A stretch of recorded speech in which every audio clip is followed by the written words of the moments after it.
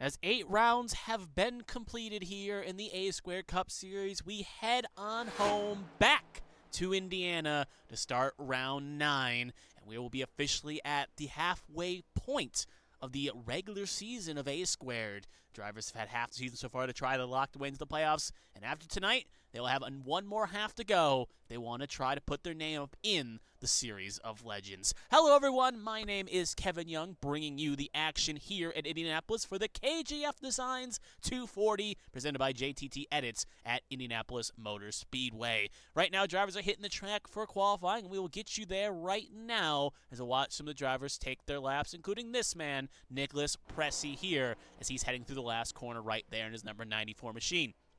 He, with a lot of other drivers, are currently setting times right now. He, Bren Roberts, Ryan Pinnell, Jared Merchant, Blake Galloway, Elthridge George, Ross Baxter, and Tommy Withers, all setting times at the moment. So we'll try to cut through each driver as they make their laps of success. Nicholas Pressey just jumps up to P8 on his first run here. We'll have the second lap try to go a little bit faster here to try to catch our pole sitter, Zach Millett, who's at a 51.22 for his troubles.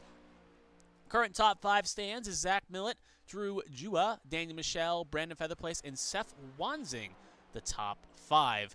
Obviously, you'll see a few names that may be missing this week, as a few drivers got stood on the naughty stool, including our current points leader, John Hagan, who ended up taking a penalty round here, and he will not be here tonight for festivities, which will open the doors. He is, as stated, a very favorite driver of Indianapolis. We'll have to sit on the sidelines here, and we'll have to hope that another driver does not try to come for the crown. Nicholas Pressey finishes his second lap. We'll go P3. We'll jump to Ryan Pinnell here as he's about to cross the line in his pink and white machine. Just riding in the trucks last week at Las Vegas for the High Octane Series. Catch it out on Saturdays on Twitch. I was doing the commentary last night for that one. And as he finishes up his second run, he'll go P21 on the board. See if anyone else at a time. We'll cut to a driver that has found success this season, I should say. Tommy Withers in the 43 Hardee's machine. He's on his first lap right now. He has found victory. He's already locked into the playoffs. But there is a bit of a benefit here, as with the next week being the off week, but once we get to the end of that, it is going to be the bracket challenge. That will be starting up again like we saw last season. There was a bracket challenge. This season, the bracket challenge is back and better than ever, and the drivers will have the chance to compete in that again. Obviously, we'll go off reverse of the point standings. And last year, we saw an upset in the first round as Joshua Battle was able to upset John Hagan. Daniel Michelle was the lucky participant that won the whole bracket challenge and beat Seth Wanzing in the finals.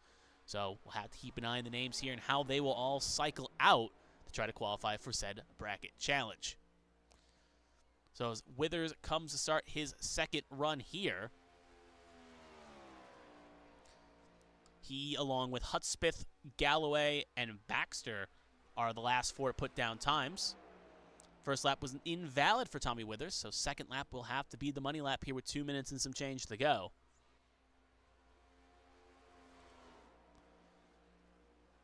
So as he comes off the last corner here, trying to take it as fast as he dares. Down the long straight. Where will he slot that number 43 machine? And it looks like it will only be good enough for 25th position, so Withers will have to come from further back here. And we'll cut to Gavin Hudspeth. He will be the last driver to set down a time here in that number 83 machine. So as Hudspeth comes down the long straight here, can he jump higher than P32? He can. It will be P22, so he'll jump up 10 spots from where his first lap was. But regardless, that is everyone done with their laps. We'll cut to our pole sitter here, Zach Millett, who's using this opportunity to take some extra laps of practice to get underway here.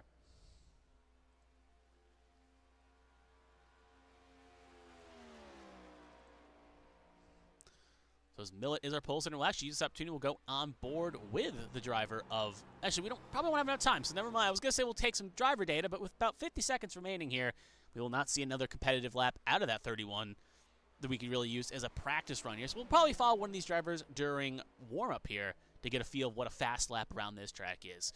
But as Millett comes across here, already locked up pole position, should be worth noting that he did not have a purple Sector 1 to his trouble. That was Daniel Michelle, who's at the fastest Sector 1 of this race. Sector 2 is pretty close around the board, They did go the fastest in the second sector, so 3 and 4 seem to be the strong suit of that 31. First sector seems to be a little bit on the slower side, but still obviously fast enough to be our pole sitter.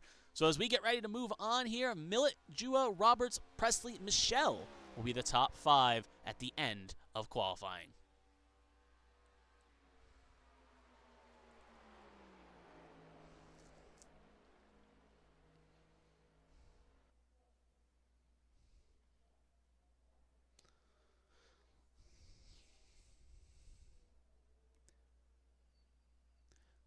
So as we move on to warm up here, drivers will have 5 minutes to put down times. Not too long to do laps, but just enough time to make sure they don't have any major mistakes, no major incidences. You don't want to end up crashing. So this is a good chance for these drivers to get some last-minute practice before the session goes truly live. Taking a quick look at the metrics here, as obviously we do have that information written down here, but just to update the viewers at home, as you see cars begin to file out of the pit lane. If I can ever find the right information screen here, when you got a lot of information, sometimes it can only get buried under other pieces of information. Stages will be at 15 and 45 today. 6 sets of tires will be available for these drivers. Fuel will be at 50%. And it looks like we're getting a little bit of choppiness here. So while these drivers are in warm-up, we are going to take a quick pause here to try to get that fixed. So do not go anywhere. We'll be going back here in just a second. So you're watching the KJF Designs 240 here in Indianapolis. Not going anywhere. We'll be right back.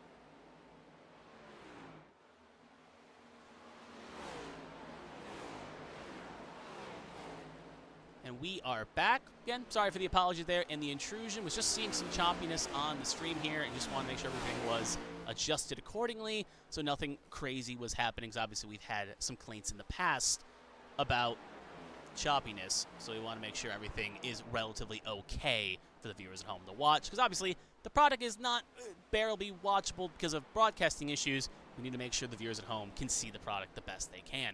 So anyways, drivers are doing times here.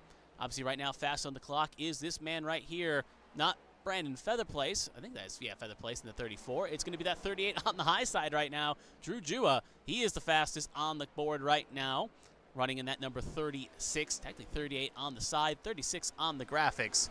But regardless, is the fastest as he is side by side with Seth Wanzing and just behind Brandon Featherplace.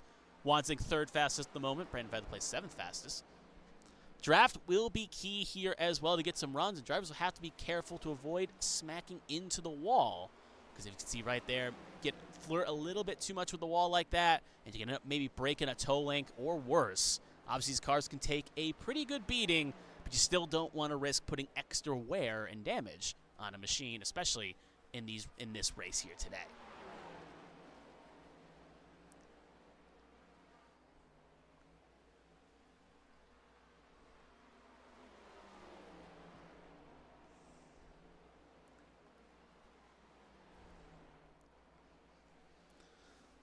So his drivers still can put down times here. Some other notable names at the moment as you watch this. Josh Gaiman, you can see him in that number 61 machine. He is currently at fifth fastest on the board. Zach Millett, obviously our pole sitter, he's coming down pit lane. He is second fastest on the board. Pinnell third, as you can see right there, 31. A good example there why we practice pit lane entry and exit. So he didn't lock it up just a tiny bit trying to come into pit lane. You gotta be careful. Obviously, you do not have to take the access road. And you got to make sure you get woed down just in time, just like that 38 did. But if you're not careful, car could spin out or maybe intentionally spun it out there, and you could be in a world of hurt. So got to make sure to be careful, hit your marks, hit your spots. You do not want to get busted on speeding on pit lane. Ask Juan Pablo Montoya in 2008 how that ended out for him. Last thing of note before we get going, obviously we have less than 40 cars here today, so there's enough open cars and enough entries. Everyone will get a seat at the table, meaning no drivers will get bumped from the field. Everyone will have a chance to compete tonight for a checkered flag and the ability to kiss the bricks.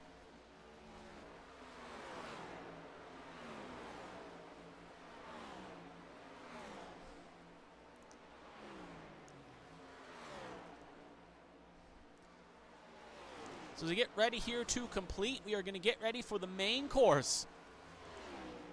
As we move on to the main race here, Pressey and Wanzing and Jua, top 3 fastest, as we move on to the main race.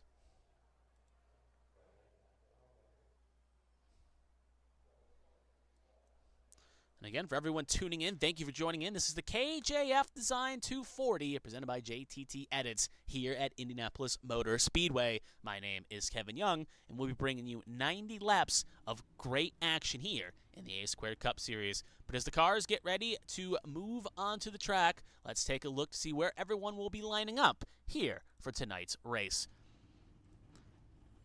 Row number 1 will be Zach Millett, our pole sitter, back in that 31, looking to get his first win on the year. He'll be flanked by Drew Jua. Last saw him at Texas, looking to try to get a win here as well. Row number 2 will be Bren Roberts and Nicholas Pressey, both also winless. Definitely a bit of a shock. They'll be both in row number 2. Row 3, Daniel Michelle, the Bracket Challenge winner last season, looking to get some momentum to try to defend his crowd going into 2 weeks from this time. And Brandon Featherplace, last week's race winner, looking to go 2 for 2 after that breaking that long winless streak. Row 4, Seth Wanzing and Cody Pinnell. They'll make up the 4th row. The 5th row will be Jonathan Adams and Josh Gaiman. Row number 6, Elliot Longenecker and Kevin Feemster. Row number 7, Patrick Oberstedt and Dale Markowski. Row number 8, Mike LaJoy and Brian Dixon. Row number 9, Michael Cheeseburger Lawrence back in the car. Good to see him. And Mark Dila. Row number 10, Joshua Battles and Matt Vordon. Row 11, Jared Merchant and Gavin Hudspeth. Row number 12, Ryan Pinnell and Edward Marshall. Row number 13, Ethan Wood and Tommy Withers. Row 14, Steve Tucker and Blake Galloway. Row number 15, Matthew Kent and Ross Baxter. Row 16, Colin McDonough and Elthridge George. Row 17, Brian Johnson and James Kerr. Row number 18, Vincenzo Icavazzi, and obviously Mellencamp is not in the car. He will not count for this running grid, and that is how the 35 cars will fire off here tonight. Obviously, as we do say when we see every week why Mellencamp is here, he's not typically in the action. He is one of the few cars that does not participate. He is, I believe, in the tower controlling the spotting duties for this race. So there is the 35 cars, and at the end of this race, one of them will be kissing the bricks. And looking at this top 10 real fast, not a lot of these drivers have found victory so far this season. A lot of strong drivers, too. Jua, Millett, Pressey, Roberts, Michelle, Featherplace, Wanzing, Adams, Gaiman, pretty much your top 10 right there. They have all knocked on the door of success, have found success in previous seasons, I should say, and other series. But so far, most of them have not yet to find victory, excluding Brandon Featherplace. So with Hagen's absence, that at least opens the door for another driver to find success.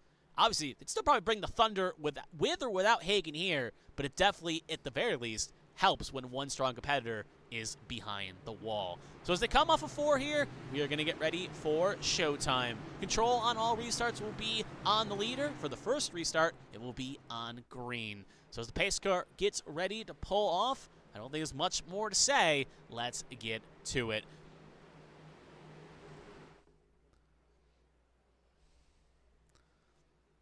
And as they enter the restart zone, green flag is out, and we are underway for the KJF Designs 240 at Indianapolis.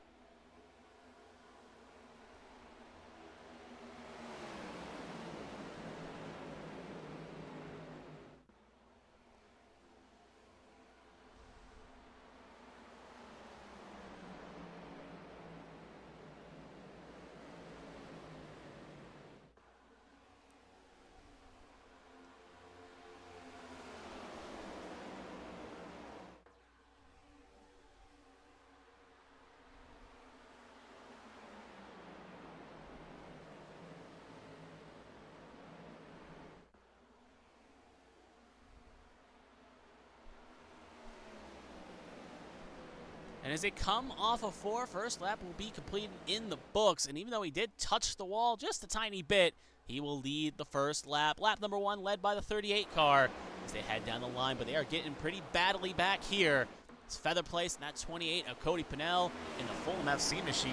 They battle for position here, single file, nose to tail, as the other cars begin to file in suit.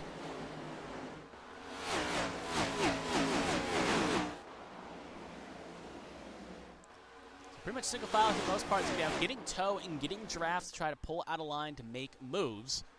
Got to make sure you in tow, get a good pull, and in turn allow you to get the good draft to have a chance to really suck around and make a move and make it successfully. So as we complete lap number 2 here at the book, it is still going to be Drew Jua leading the way. Zach Millett, though, is holding him honest. So we'll take this opportunity. I was going to talk about it during the race, but we'll do it now. We'll ride on board here with the number 2 machine for a lap, just to kind of show you what a lap around here kind of looks like and how you got to be in tow. Because obviously, during qualifying, you still got to lift a little bit, but when in tow, you got to make sure you pull your marks, hide your marks, and make sure nothing crazy happens. So you can see getting good tow down the line here. Going to hit 190, then going to instantly get on the brake here. Just lift a bit, maybe tap the brakes a little bit to save the tires. Almost clips the grass there. And you got to be careful about when you get into the throttle. Similar to Indianapolis, if you punch the throttle too early, or too early, or if you get bad air wash, you may end up hitting the outside wall. And depending on how hard you hit it, could end your day a bit early, as there are no fast pairs for these drivers to rely on. Lap 3 completed, no changes in the top 5, but that 31 has gone the fastest, as he's keeping honest with that number 36. As you can see in the far shot there, separation being formed. There's a little bit of a gap between Seth Wansing and in turn Brandon Featherplace, as we'll pull the gearbox camera just to show you. That is about an interval about 6 tenths. Easy to make up in turn. But at the same point, that gap continues to grow. It can open the door of element of strategy for the top 5 to pull away. And in later stages of this race, make sure you pull it out correctly.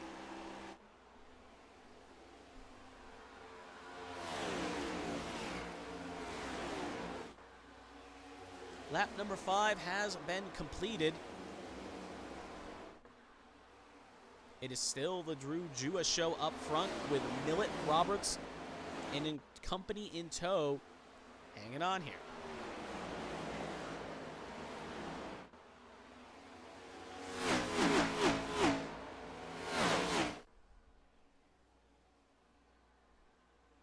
Seeing a little bit of a battle here a little bit further back here. We're going to go back there. You can see Cody Pennell and Brandon Featherplace having a bit of a battle here.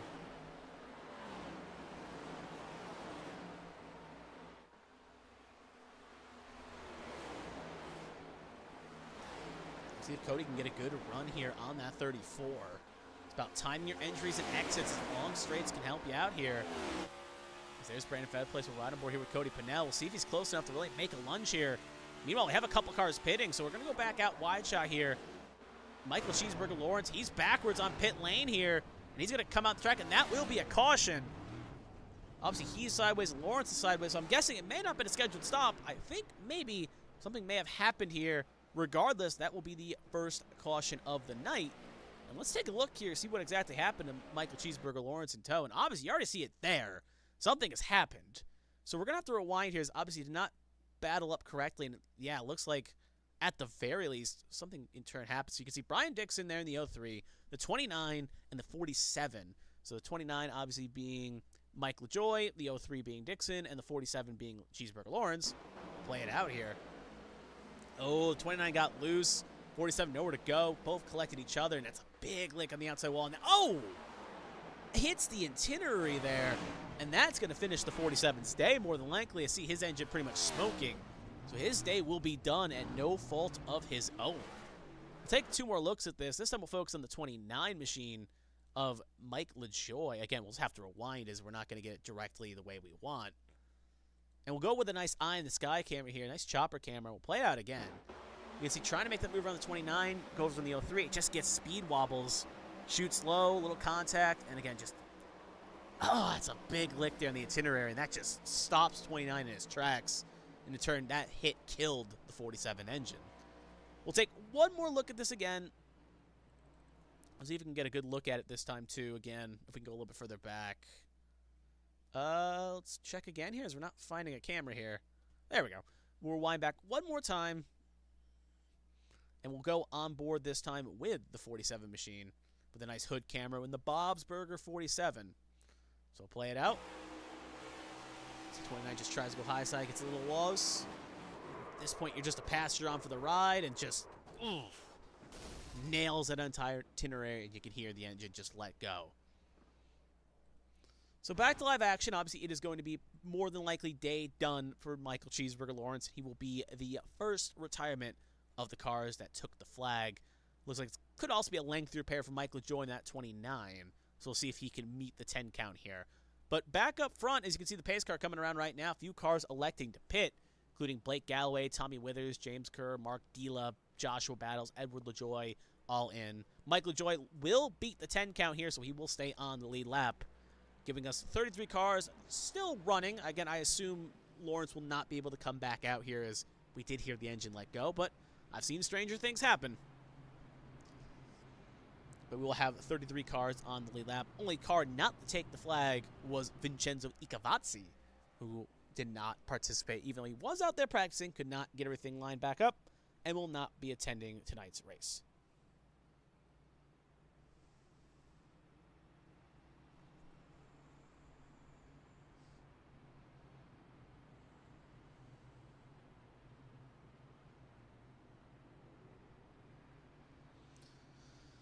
So while I got this break in the action, just want to do a quick check for the viewers at home. If there's any stream problems, please let me know. Keeping an eye on the chat. Does seem like it's fine from the broadcast. I'm keeping an eye on my own thing here, but I'm looking through my own iRacing. It does seem a tiny bit choppy. So again, just if you are in the audience right now, just quick heads up if there's any problems, let me know. If there are no problems, feel free to maybe then shout out who you like so far this early on in the race that have the best chance to take the flag.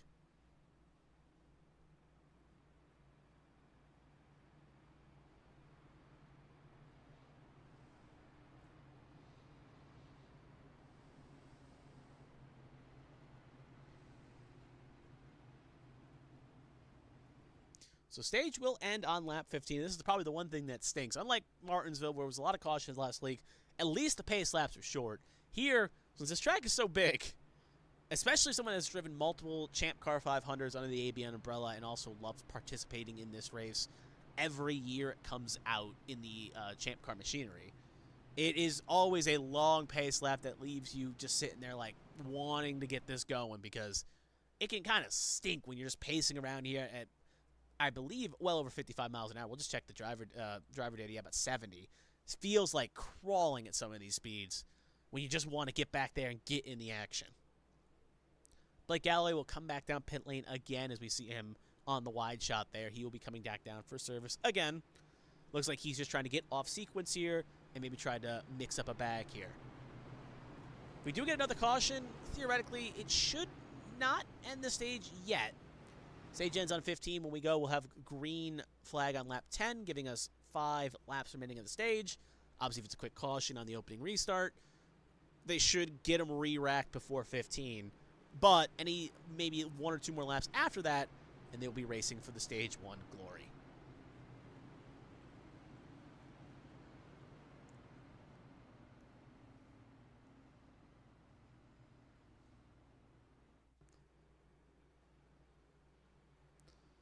Yep, just confirming it is 15 and 40, the 2 stages. Just confirming again, because you always want to double check.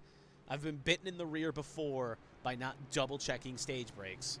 So, just making sure the stage ends when the stage does end is always a treat to check.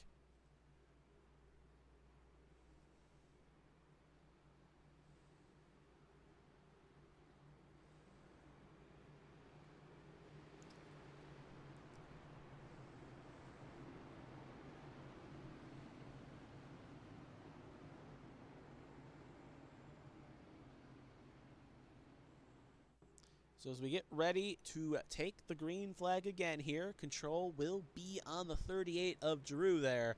Outside will be Zach Millett, Roberts, Michelle, row 2, Wanzing, Feather Place, row 3, Pinnell, Pressey, row 4, Adams, Gaiman, going to be your first 5 rows here.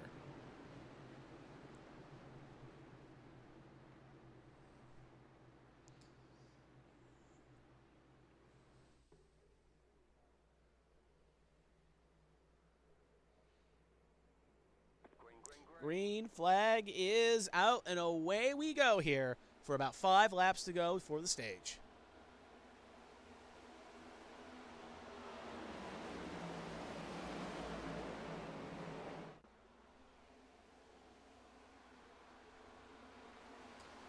This car's going to move out. Drew will get a good launch there. A couple cars battling for position, including Cody Pinnell. They're on the corner panel. Feather Place. Obviously, we're kind of watching that battle unfold before our eyes. Couple laps ago. The moment still holding strong, though, with Feather Place hanging on. Y'all see Jonathan Adams there. Is Josh Gaiman currently at 61, his last car in on stage points at the moment, but he's got a hungry 17 and Kevin Feemster sitting behind him in 11th that may try to make a move to get around here. That 61 is stuck between, at the very least, 2 sports team schemes. One's the Hurricanes, the other one's, I believe, is another hockey team. But up front, Drew Jua leading the way, and look at Daniel Michelle basically pushing Bren Roberts down that straight. Pretty much doing all he can, but not touching him, basically, to try to get him to go a little bit further here.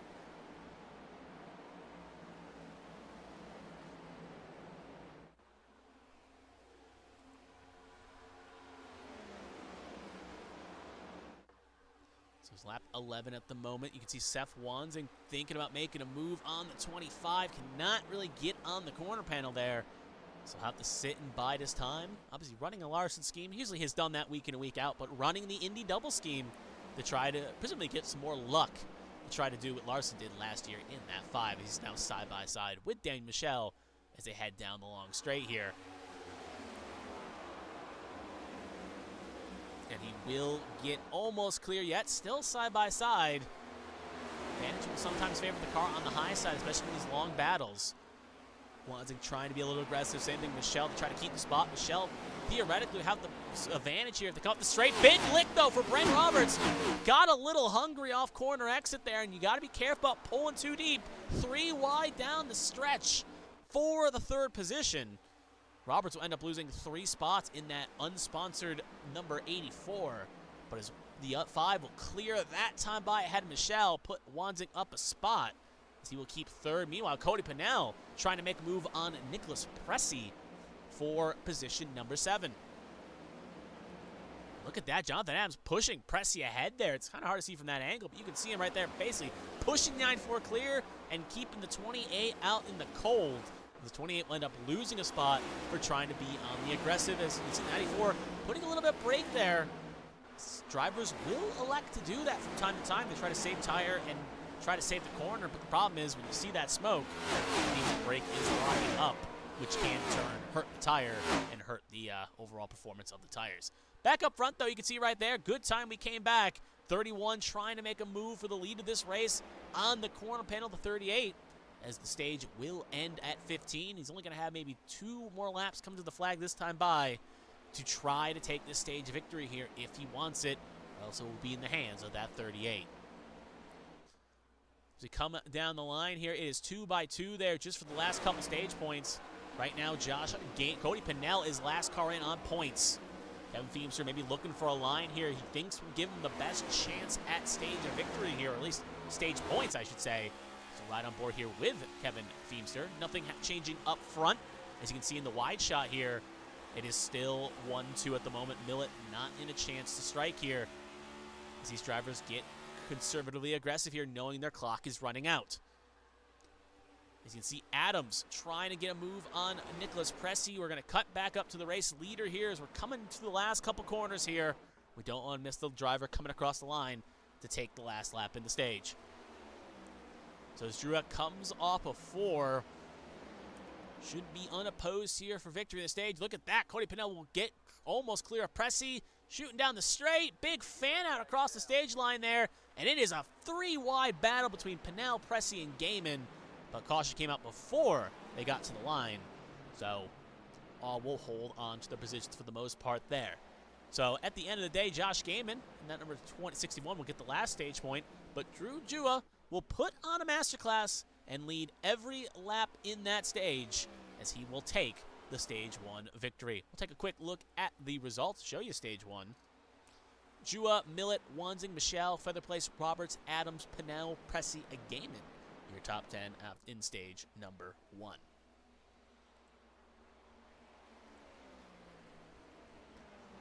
Pit lane should be open next time by as the field has to get caught up to the pace car. No cars will come down here and take service unless they need to save fuel and, yeah, obviously need to come in for emergency service or fuel or something. 33 cars still running. The only car obviously still in pit lane, you saw him on the wide shot, is Michael Cheeseburger Lawrence. There he is. Car heavily damaged. But back up towards the front. Let's see what can happen here. As obviously the next stage is a little bit longer. It's going to be 35 laps for these drivers' troubles. Actually, 45. Well, not 45, so the drivers will have to go, well, presumably we get the green on lap 18. They'll have to go 27 laps in stage number 2 here, and then it will be pretty much halfway to the final stage, and they'll have to do that. Presumably, fuel probably will not make it through stage number 2 comfortably. Obviously, I do not have the metrics in front of me, knowing 100% how big the fuel tank is. So we are just kind of guesstimating off numbers. They did comfortably make it to, obviously, 16 laps with the help of a caution, but that's still noteworthy to report on. I think the main telltale will be is what Marshall, Withers, Dila, and Kerr will do, as they all came in at lap 7. Galloway came in at 8. So if they elect to come in with the pack, no one can truly make it through stage 2, even with that extra fuel they took on. And no one is pretty much staying out here. Yep, everyone is coming in. So everyone will presumably try to take this to the end here. Well, it looks like Withers thought about it, but nope, everyone will come in except for one. Blake Galloway, we're going to cut to him real fast just to show you. There he is. He will take the lead of this race, and I think will lead that lap too, as he will elect to stay out here. We'll go to the nice pit lane camera here and watch the race off pit lane. Obviously, Milt will have first box here, and it looks like maybe Jonathan Adams missed his box, so he will have to go back around and retake service. 2 tires up for both Millet and Jua. Roberts also taking 2 tires up. Handful of cars. Looks like they took a fuel-only run. Steve Tucker and Matthew Kent. And the race off pit lane will go to Zach Millet. His virtual crew gets the job done for the cars that took 4 tires. So as the rest of them file off pit lane here, we'll take a 5-second pause here for station ID as we will let the field get caught back up here. But at the moment, your top 5 is Galloway, Adams, Tucker, Kent, and Zach Millet.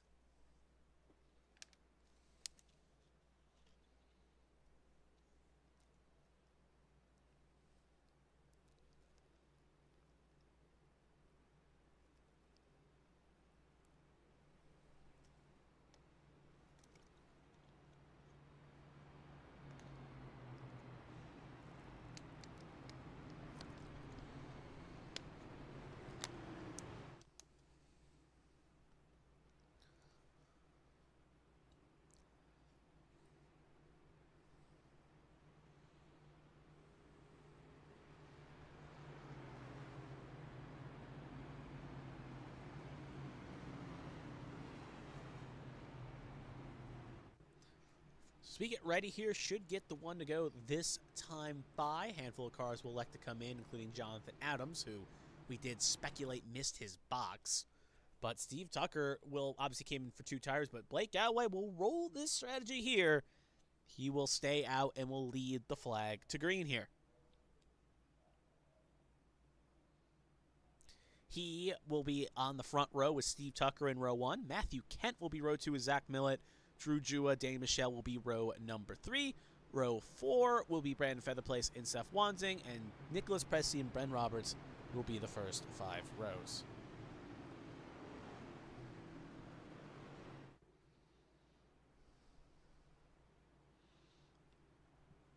And this will be one of the first questions we can answer here, is obviously there was speculation of how important 4 tires is around this track. Some tracks, it's more important. Other tracks, it's less important. There's a nice window of radius to figure this out. And this is information these drivers will put in the back of their databanks, because Galloway got away with, stayed out. Tucker and Kent both are on, I believe, either fuel only or 2 tires. That 7-second stops is usually indicative of a fuel run, possibly 2 tires, depending on what side they took. But I know at least with Galloway and Tucker and Kent, they all came in at 8, so they pretty much topped off and took probably 2. So we'll see how this works, at the very least on fuel only. But will 4 tires reign supreme, or can you get away with a slight tire differential? This will be, again, noteworthy when we get possibly any near the late race. If a late race caution comes out or something in between, it can open the door for strategies for these drivers.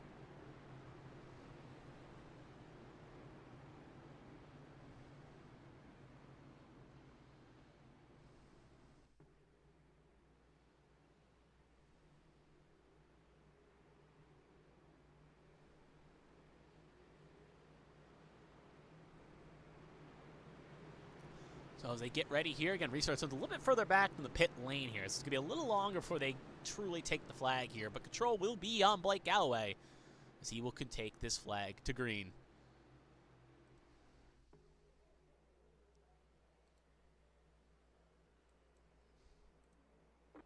Green flag is out, and away we go.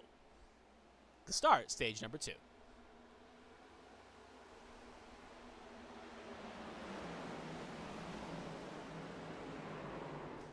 And we have a quick caution here. We're usually going to let that run out. You can hear the tire smoke. Matthew Kent looks okay. And it's going to be the 75 of James Kerr around. Brian Johnson gets through unscathed. And Ethan Wood also going to have a piece of this as well. You can hear the tire squeal. And you can see kind of the incident start to full tow when you get those tire squeals. But quick caution here. We'll see what exactly happened. So take a look on the replay here. Obviously, we'll go with the eye in the sky cameras. That never lies. And we're going to play it out.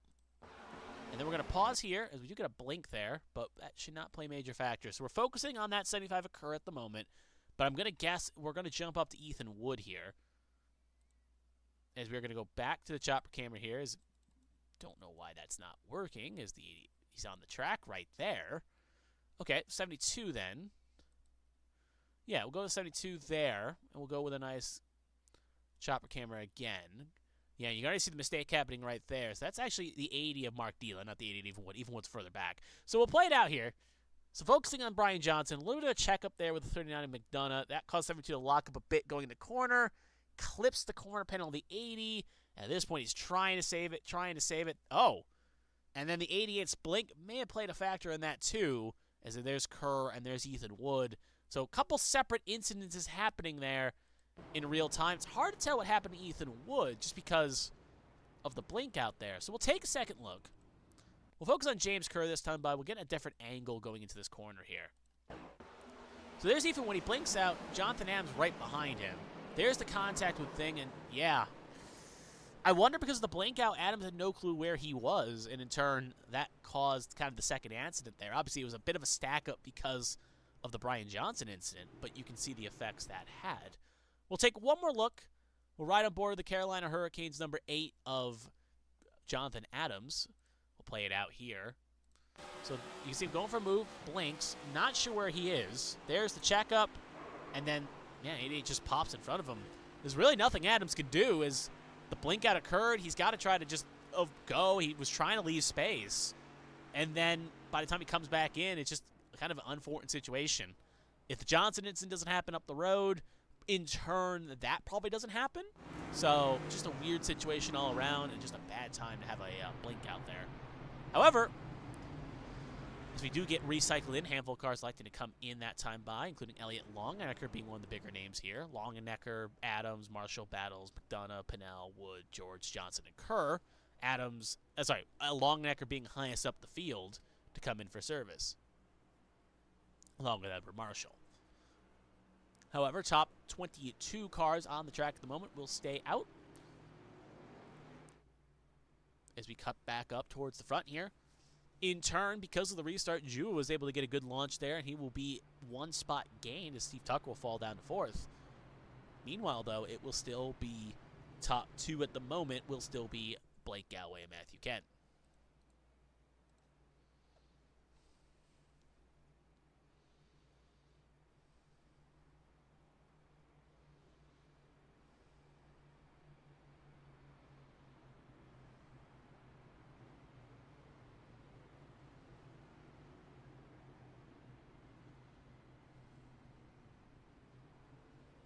So you see Drew taking the access road there. Again, a bit unconventional, but with these long pace laps, drivers do that sometimes when they are bored.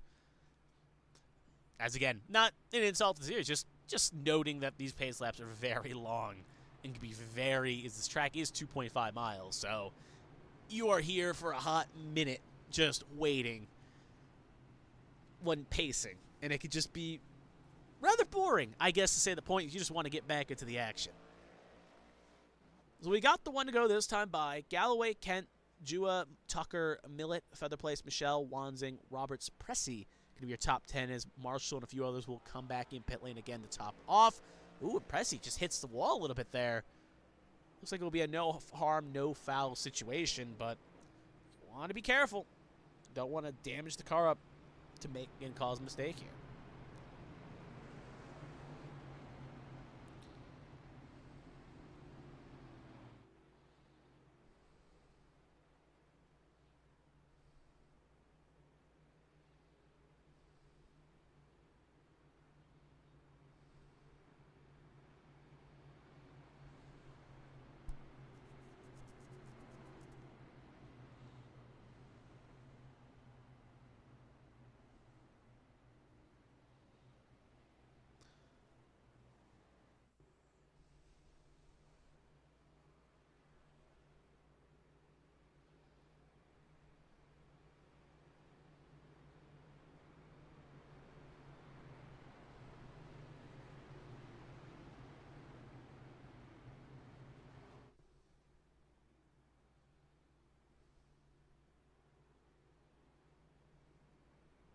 So we get ready here to go again. Control will be on Blake Galloway here, as he will have control taking the green flag here.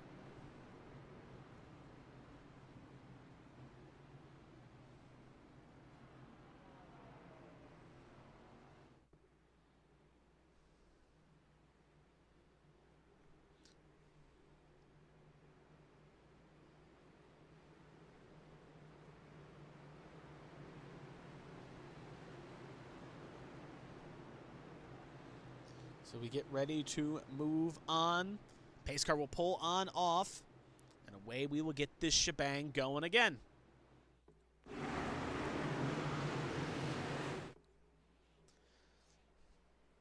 Green flag is out, and away we go. Blake Galloway, good launch there, but Drew Jua wants to try to make a move here as they will head off into one side by side for the lead. Oh, and they touch. Galloway and Jewel will touch a little bit. That will cause a checkup there. Millett will have nowhere to go. Featherplace moving Kent. And these guys are running around the drivers that took no tires here as they're getting past like sitting ducks. Obviously, there'll be maybe a bit of controversy there between Jua and Galloway. It's a bit of a hip check, but everyone keeps pointing the right direction. That is up for stewards to decide as Millett will get clear for second. Now, Featherplace is going to try to follow suit as well, but is not going to be able to follow through on the open hole there. So Team Boss will not be able to follow Team Driver as they battle through for second here. But up front, Drew will take what he was doing and will keep going here as he will lead this lap with Millett in tow. Meanwhile, it is a big battle here for second. Tucker trying to hang on with Daniel Michelle on his high side. Kent currently sitting in seventh with Seth Wanzing sitting in eighth. As you watch cars getting a bit pokey, trying to find lines and trying to find running room here. Featherplace will get clear for third over Galloway. Galloway will follow, try to tow and get some extra draft here. Meanwhile, Millett hanging on to second. Michelle, look at that. Wanzing thought about making a move, and Kent kind of cut it off there, trying to maybe make a move in his toe. You can see that speed differential happening here. Obviously, Wanzing maybe not too thrilled about that. He's going to try to go on the corner panel of the Buc-ee's machine. Not going to fully get it done, but with that tire advantage, because of the fresher tires, he will get the better drive off. As you see shooting down the long straight, he, along with Bren Roberts, will get clear of Matthew Kent and will put themselves up to 7th and 8th, respectively. A little bit further up, Danny Michelle battling Blake Galloway here. Michelle on the corner panel, almost kicks out a little bit there. Gotta be careful. You want to try to drive on the edge, but you don't want to hip check yourself, and he will lose the spot because of that little wobble. Luckily, did not put it into the fence, and he will fall to 6th. Wanzing thought about making a move, but could not get a better run off exit. Michelle at the moment will hang on to 6th position, but instantly back on the attack here to try to make a move on Steve Tucker. Looks like Feather Place almost clacked the wall there just a tiny bit.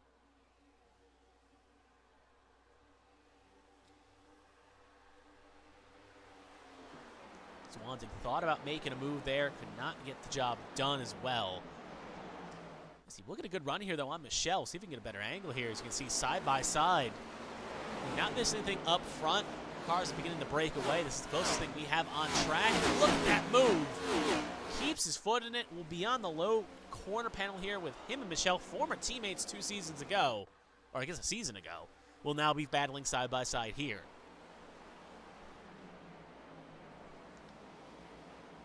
Be respectful, leave space, and that's what both drivers are doing well. Tucker trying to get on the corner panel. Galloway just up the road here. And this could be a situation where whoever gets the better drive off. It looks like Roberts is going to latch himself to Michelle here, try to push him clear and think he's the bright horse, but they got a Galloway ahead of him, and that could check up the line just enough. On the inside, Galloway will hang on to the battle. Steve Tucker now Wanzing under tow with Michelle. I was like Michelle with Tucker, Wanzing with Roberts, as they battle for 6th and 8th, respectively.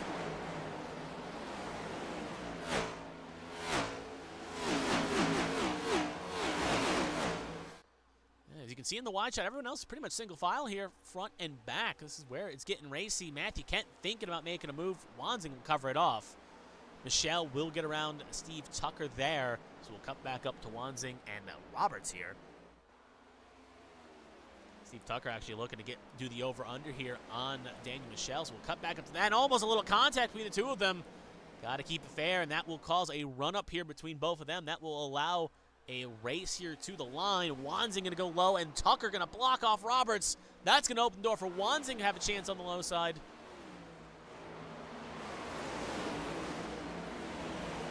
The thing you're seeing right now is once you kind of can get space, you can see in those far shots, you can start to drive away. So in turn, kind of like the crabs in the bucket, they're kind of pulling each other down here, and that's going to put Steve Tucker around. And that will be a caution here, as obviously we'll have to take a look what happened, as we saw the angles, but in live action, it could sometimes be a bit hard to see what happened. Obviously, as you see here, Steve Tucker, he ends up being the losing party in this encounter, and you can see some scratches on that left front door panel.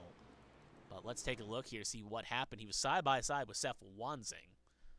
We'll go with a nice eye in the sky camera here, and we'll play it out at a half speed just to truly watch this.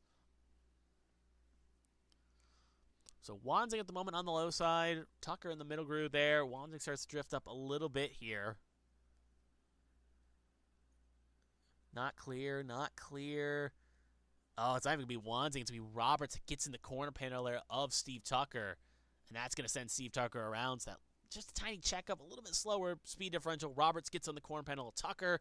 That hooks Tucker, and Tucker's spinning around through the infield. Luckily, track being so wide and in turn the field being spaced out ahead and behind as we played on live speed, you can see no one piled into Steve Tucker, and he gets through relatively unscathed other than losing all those spots. We'll take one more look. We'll focus on Bren Roberts this time. We'll ride on board with Bren Roberts, as we'll watch him too in this encounter. And you'll see again, just trying to run out, trying to get as much run off the corner, and just right there, that little checkup, he gets in the corner panel, and at that point, nothing can really do but finish him off. And that, in turn, causes the accident to occur, and there you can see Tucker spinning around through the bottom of the track. Back to live action, Steve Tucker now down to 30th on the circuit.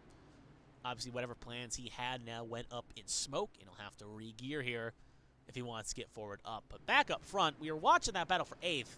Nothing really changed, as Drew was able to get truly ahead, pull out, and pull a healthy gap. But now, pit lane open. Obviously, there were concerns of making it to the end of the stage, and no one is going to take the chance with this caution. At the moment, at least the top 20 are all in. We'll see if everyone follows suit here. 2 cars did come in at lap 20 after the first caution. But looks like everyone coming in except for one. You'll see him in the wide shot maybe in just a second here. It's going to be that driver, the number. We're waiting for him to come around. He still hasn't come around yet, so we're waiting.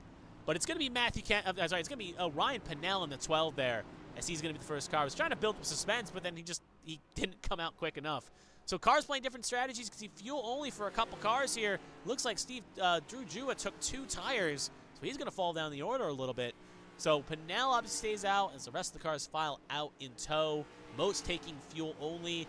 Handful of cars including Cody Pennell, Matthew Kent taking 4, Galloway and Jua taking 2. So strategy played out well that was a cockpit camera. But we're going to play out well for some of these cars as the ones that stayed out that didn't fall like a stone are now net positive in the top 20, including Blake Galloway, who's currently in 7th, and Matthew Kent, who I did read off his name a minute ago.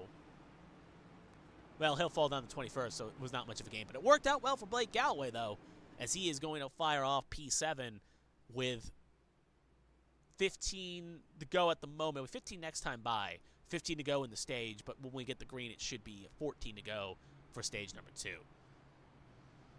But as you can see, girl dad Ryan Pennell driving around the track. Let's see if we can get a look at that schemes. Obviously, usually driving the last call machine with number 12. This time, we're running a bit of a different livery. See if we can get a good look. Trying to find one.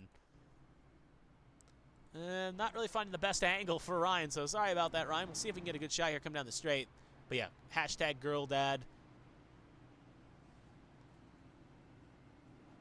I wonder what says on the back there. So we'll see if we can quickly look on board here. Oh, it's a girl. So it looks like, if I'm reading that correctly, looks like there may be another Pennell in the family. Or maybe the first Pennell. So congratulations to Ryan. If I am reading that correctly. Yep, promoted the daddy. So yep, it looks like this is his way of promoting the number 12 here, celebrating a birth of a child. So congratulations to Ryan Pennell there. And hopefully him and his lovely wife, girlfriend, I don't actually know if Ryan's married or not, but regardless, him and his partner, have a lovely child, and hopefully everything goes well, as he is now going to be a proud father, as he is a girl dad. So congratulations to Ryan, and hopefully he can keep that number 12 up towards the front here. And he'll fire off in position number 1. Zach Millett will be following on the outside. It will be Feather Place Michelle, Gaiman Wanzing, Galloway Jua, Merchant Dixon here for the rest of the 5 rows. Honestly, usually I don't get these things updated, so usually I do keep an eye on the A-Square Discord and all that, but a lot of this information sometimes can get buried under other chats, so can catch you off guard. So, again, that was a true shock there, kind of like the gender reveal parties, only in the sim racing compariant. Obviously, we know Tom Sears had a child a little bit back, so congratulations to him, and obviously he talked about it at the end of last season. So congratulations to Ryan Pennell as well, and everyone else in the series who may be a father. Congratulations to them as well for having children. So anyway, enough of the daddy talk, enough of the child talk. Let's get back to racing action here. Ryan Pennell will have control of the restart here, and when we get going green, we will have 13 laps to go before we get going again.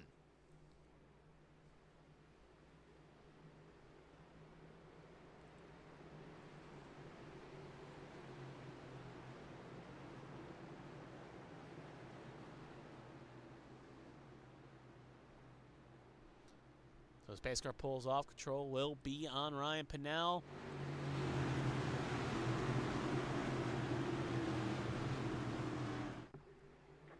Green flag is out, and away we go. Great launch by Pennell, as he will get clear heading off into 1. Mill will fall into 2nd. Feather Place will slot into 3rd. This car's going to take order. Obviously, now the question mark of the day is obviously Jua took 2 tires for sure, while the rest of the field is on the same tires they took at the end of the stage break. See how this differential plays out. Can you get 2 tires to work, especially a little bit further back? You prefer to have those 4. Look at that, 3 wide down the launch chute. Wanzing looking to make a move. Gaiman also here to crash the party as well. 3 wide usually doesn't work out in these corners. You're going to have to keep it respectful. Still all clean at the moment. Also 2 wide between Feather Place and Millet. Team Boss fighting Team Driver.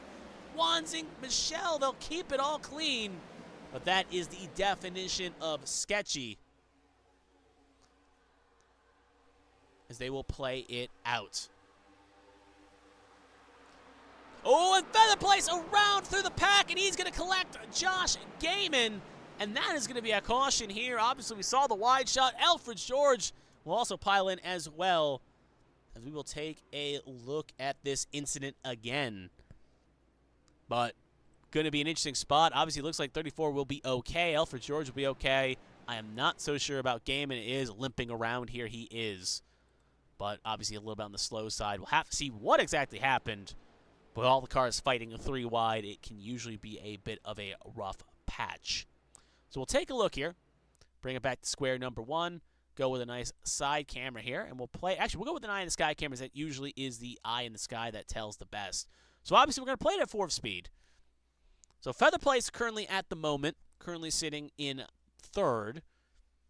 He's going to get some help here. Gaiman behind Jua there, trying to make a move on Gaiman. Gaiman tries to go low. Ooh, I don't think that's really on Feather Place. He's holding his line. Gaiman gets in the corner panel. That shoots Feather Place up the road. Gaiman, Michelle, luckily, good avoidance there by the 25. And then they both hit the wall kind of hard there. You can see the front clip break off the 61. 34, big lick, 2. We'll see if any toe links are broken. And then we'll play it back at full speed here now. And Alfred George just tries to avoid it just in the bad line. Maybe should have been going a tiny bit slower, because obviously the wreck's already happened. But regardless, caution will be called. So we'll take another look here. This time we'll focus on the 61 of Josh Gaiman. This time we'll take a quick look here as well. So we'll play at full speed this time by heading off to the corner. Yeah, just kind of an odd situation. We'll check 2 angles. We'll ride on board with Gaiman, and we'll ride on board with Michelle. Will be indicative, but yeah. Actually, even Alfred George is kind of trying to go middle groove there. It just didn't work out. And actually, just real fast, I'm curious to see if he ended up getting a piece of this anyway, so we're just going to rewind real fast. Ooh, it looks like when he comes down here at the incident, he actually collects Bren Roberts a tiny bit. So that's going to give Roberts a tiny bit of damage. We'll take a 3rd look. This time we'll ride on board with Josh Gaiman, as we're actually on Brendan Feather Place right now. Now we'll focus on Josh Gaiman. Because I just think, again, from what I saw from at least the basic incidents, it looked like Gaiman was trying to make a move on a hole that was kind of there. He ended up hitting the panel of the 34. Yeah, Feather Place is holding his line, and he just kind of hit the corner panel. Didn't look like Feather Place obviously came down too much, but regardless, yeah, there's the crunch, and there's the incident, and there's the contact with Alfred George. We'll take one more quick look before we go back to live action. We'll focus on the 25 of Daniel Michel, as he'll have another great seat in this incident. So obviously, Jewett tries to go low. Gaiman follows suit. And there's the contact. Great avoidance by Michel. Could easily made it 3 cars. And even right now, looking at the chat, he'll confirm kind of what I was speculating on that last restart. Josh Gaiman got a little bit spooked by Jua making that move, and in turn, that caused the contact. So sometimes cars kind of be your worst enemy in front of you, and you can see the effect that had. And just to add more context, as Gaiman is very gracious enough to fill in more context clues here. He went left, didn't know Jua was there, and in turn kind of checked up a little bit, and then ran into the back of Feather Place. And actually, since we still got a long pace lap here, we'll have another lap here. We'll just take one more quick look just to show kind of what he was saying. So you'll see here as well, if we go with a nice wide shot. Actually, 3 should work? Yeah, 3 will work better here. So you can play it out here. 38 makes a move on the low side. 61 tries to follow suit, and just because of that, there's the contact. Just goes up, and in turn, all 3 pile in. So back to live action. Thank you again for Gaiman for providing some clarity here. Obviously, it's good that he keeps in these streams here, because he usually can provide some good context and good in-clues about what's going on. So we should get one more pace lap here. We'll take the flag with 37, and that will give us 8 laps to go in the stage. Ryan Pinnell will stay out, so I believe there is no fuel concerns on that 12. He is good to go to the end here.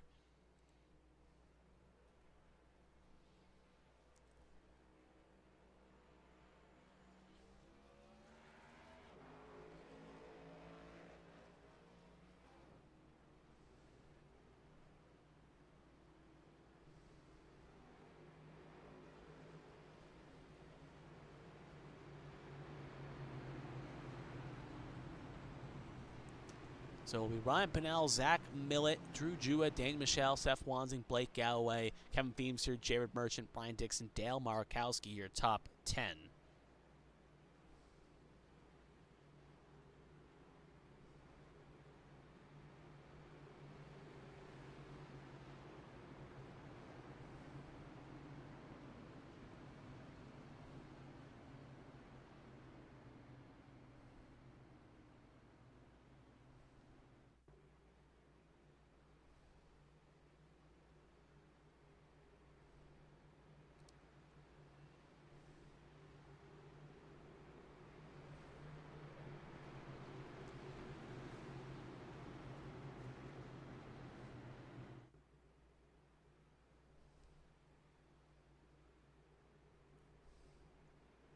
So as we get ready to go green here, control will be on Ryan Pennell.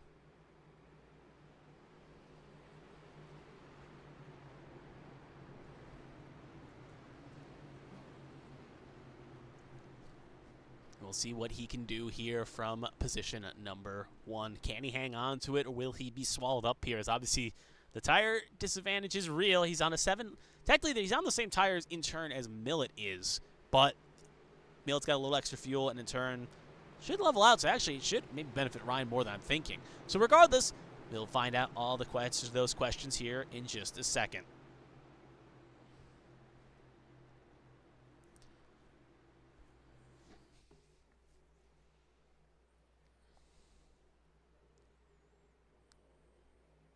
Green flag is out, and away we go. Great launch there by Ryan.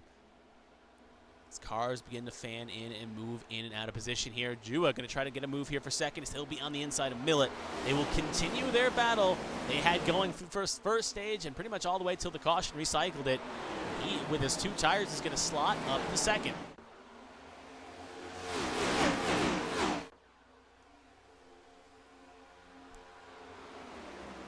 See Seth Wansing looking to make a move on Daniel Michelle there. Will not be able fully to get on the corner panel there. Ooh, almost did, but that's going to check up just a tiny bit. As Michelle also gets a little bit loose there, and he's going to reopen the door. He, along with Kevin Feemster, trying to make a move on Galloway. We're going to cut back up to the lead in a second here as I see some action shaking up here. Pennell trying to hang on to that lead, but as you look in the far shot, you're going to see Jua trying to hang it around the high side. He will lead that lap by a fender, as he will Hornish Jr. Andretti there. However, Pennell going to have the inside line for this corner. That 38 is shown. He can make that car wide and use those high lines to his advantage.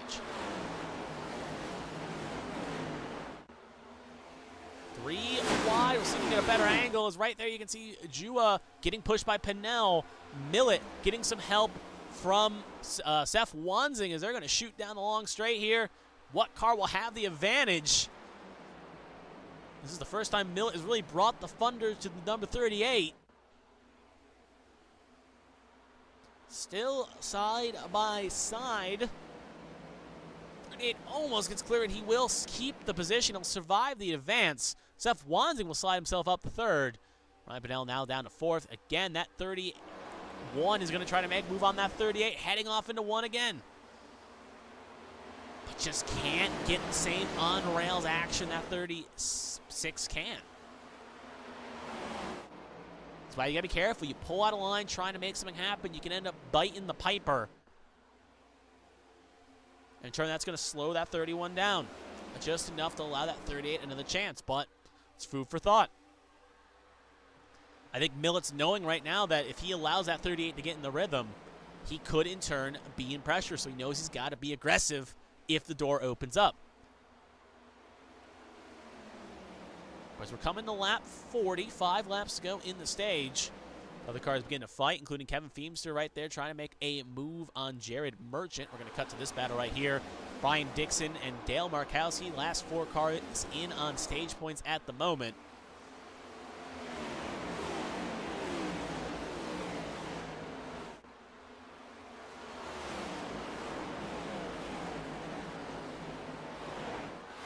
These cars battle it out, trying to make moves.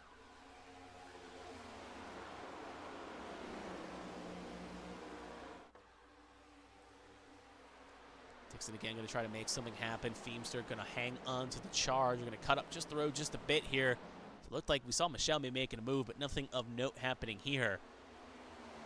It's coming to 4 to go. We're going to cut to Edward Marshall. Last car in, not on stage points. Currently sitting in on 11th right now, trying to find a way around that Youngstown Penguins 33.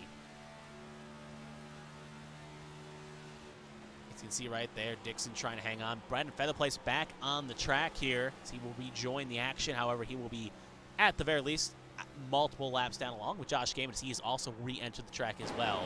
So he, along with Gaiman, back out on the racing surface. Their cars heavily wounded. Back up towards the front, Daniel Michelle set the fastest Sector 2 of the race last time by, and he's allowed that ability to reel in Seth Wansing here, as he's going to have the save for that 3rd spot here.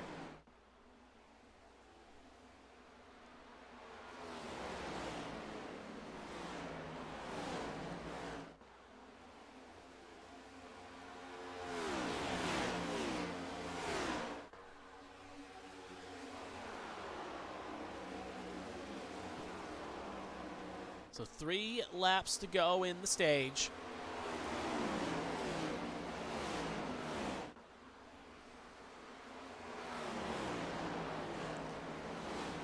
Right now, Jua's got about a half a second lead over Zach Millett at the moment. Seth Wansing staying in tow with Millett, and you also got Danny Michelle there in tow, 2nd to 5th. First fastest Sector 1 of the race by Drew, and he's got no slipstream.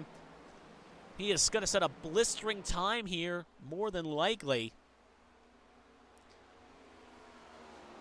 As he comes on the long straight, just stand on for a moment. I want to see this time and see how fast it's going to be. As we're going to cut back to the battle for the last stage points in a second. Coming across the line. It's not going to be his personal best. It'll be a little slower in Sector 2, but still a blistering lap for the driver of the 36. A little further back here, this is the battle for 7th and 8th. Feimster in 7th. Jared Merchant now down to 8th. Last stage points at the moment belong to Edward Marshall, who was able to get around Dale Markowski. He's got a little bit of a healthy gap to Markowski there. However, car makes a mistake. Could open the door for Markowski to get back in the stage points here.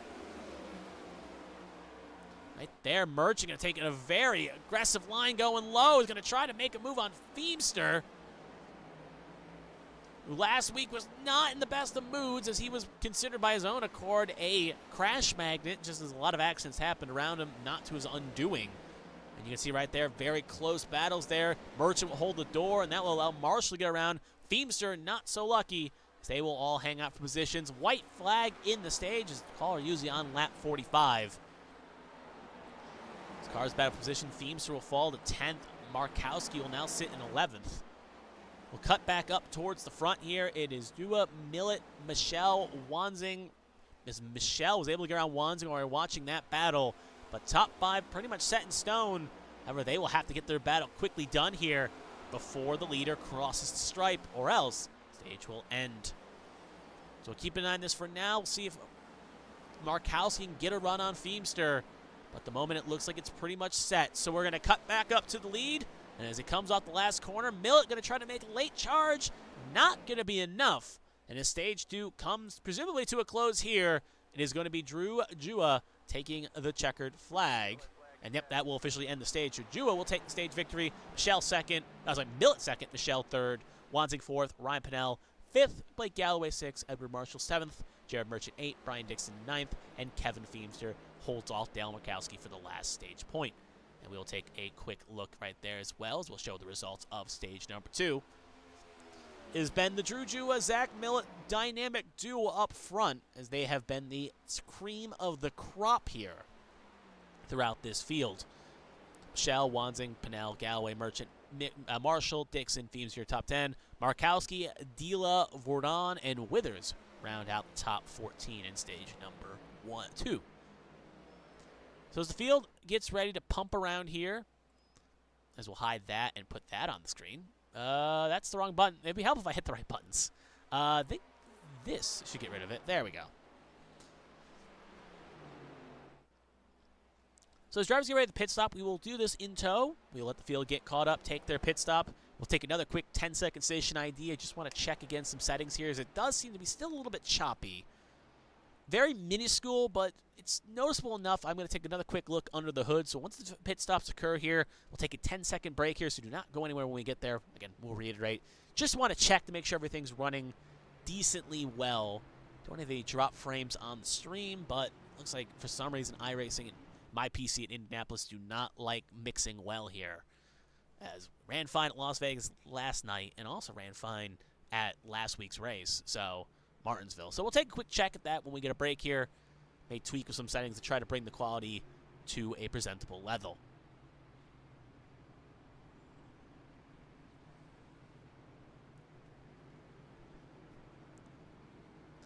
So this pit stop should start this time by. We'll keep an eye on who comes in, who stays out. Presumably everyone will be coming in. Food for thought, though, is that Ryan Pinnell was able to hang on quite well. But he was on the same tire as everyone else there. So in theory, it was a gamble that worked.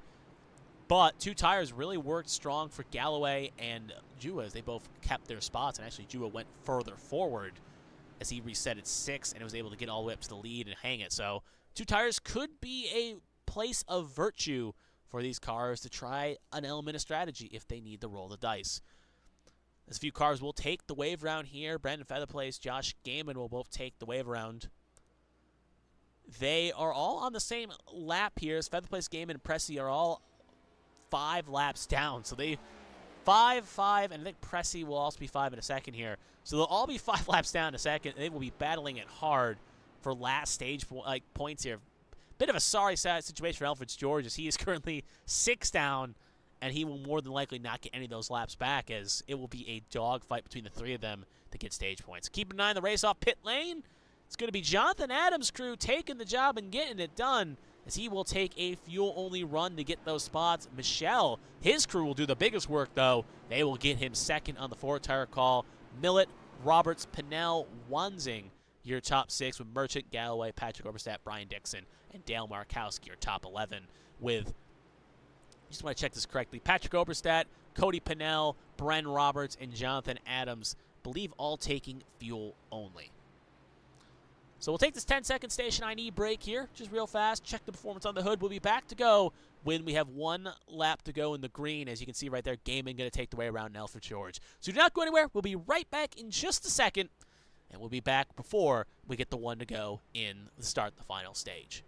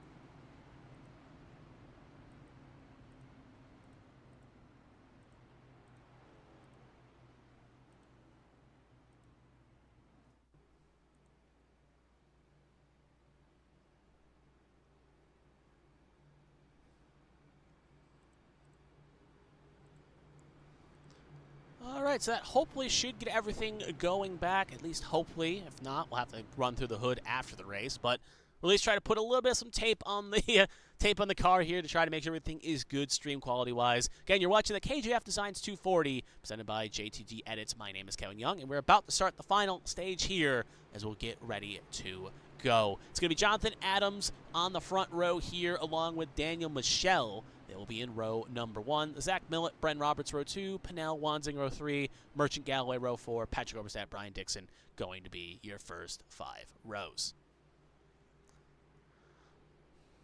And now we play the waiting game here, because we'll see what happens here. Adams obviously on 2 tires, or at least fuel only, along with Roberts and Pennell. So we'll see how this strategy works. If they can hang with the bucking Bronco. Obviously, we're going to have at least 1 green flag pit stop in the final stage, possibly 2. But those questions will be answered momentarily. So as the pace car pulls off, control will be on that man, the driver of the number 8, Jonathan Adams. And if we take the green flag is out, and away we go to start the final stage here at Indianapolis.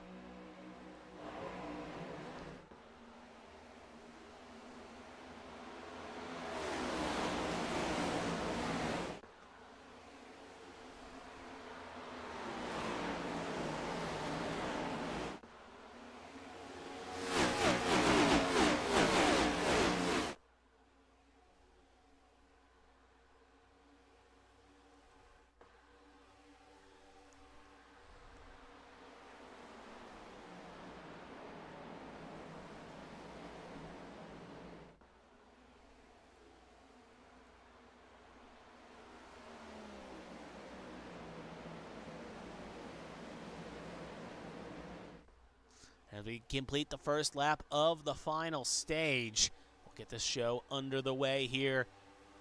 And it is going to be Jonathan M. still hanging tall and hanging strong in that top spot. Zach Millett will be going in a second here. And Pennell, Michelle, Wanzing, Roberts, Galloway, Dixon, Merchant, Marshall, your top 10. Looking a bit further back, Seth Wanzing going to make a move on Daniel Michelle there. Going to go low side.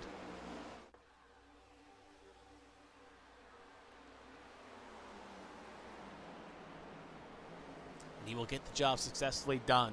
So Wanzing will fall up to 4th. Michelle will go down to 5th. And then it will be Bren Roberts in 6th.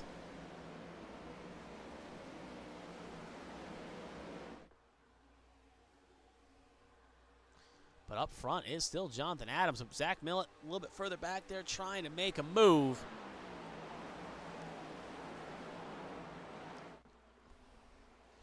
Can't fully get the job done. Michelle clips the wall just a tiny bit there.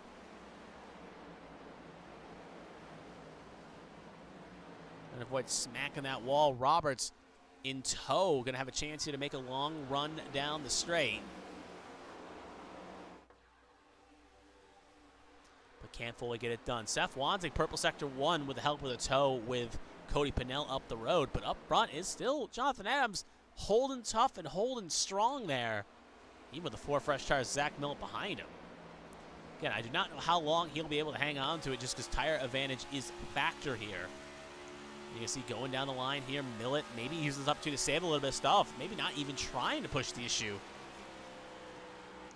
Actually, we'll take this opportunity. We're going to ride his driver data here just to see where he's running here, because I think he lifted a little early into that corner. We're going to listen again here just to see. So runs off exit, gets some tow there. We're going to listen to the engine here.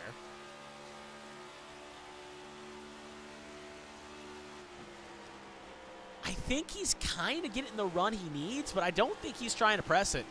I think Millett right now is playing a bit of, maybe not possum's the right word, but at the very least, he is trying to hang on here to try to make something happen.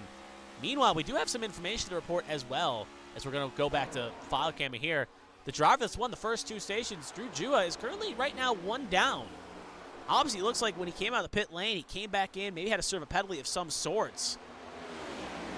But right now, that number of driver 38 has been the dominant car all today, is now, at the moment, at least 1 down to our race leaders. So he's going to have to hope for a quick caution here if he wants to get back in contention for this race. If not, may have just opened the door for Millett, Wanzing, Michelle, anyone in this current top 7 we're watching to have a chance at finding victory here.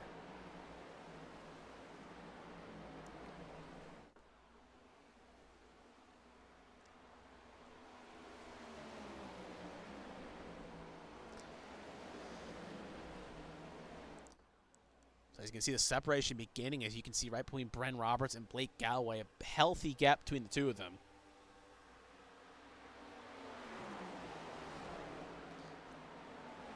It does make you wonder, as this gap is beginning to grow, it does make you wonder if a driver is inclined to maybe press the issue. Obviously, Wanzing maybe not looking to rock the boat, especially hitting the wall there. He's going to have to be careful.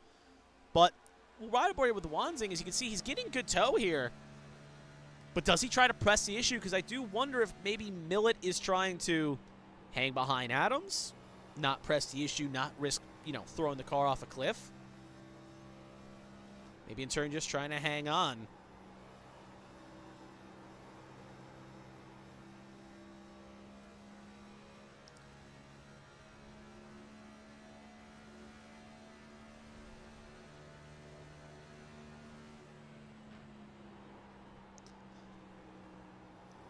So back to the live angle, I should say. Adams, Millet, Wanzing, Michelle beginning to put the pressure on Wanzing. And we saw at the end of stage 2, they had a big battle. Then you got Cody Pennell and Bren Roberts. That gap is growing and growing big between Galloway and Roberts. That gap is a healthy 2.7 seconds right now.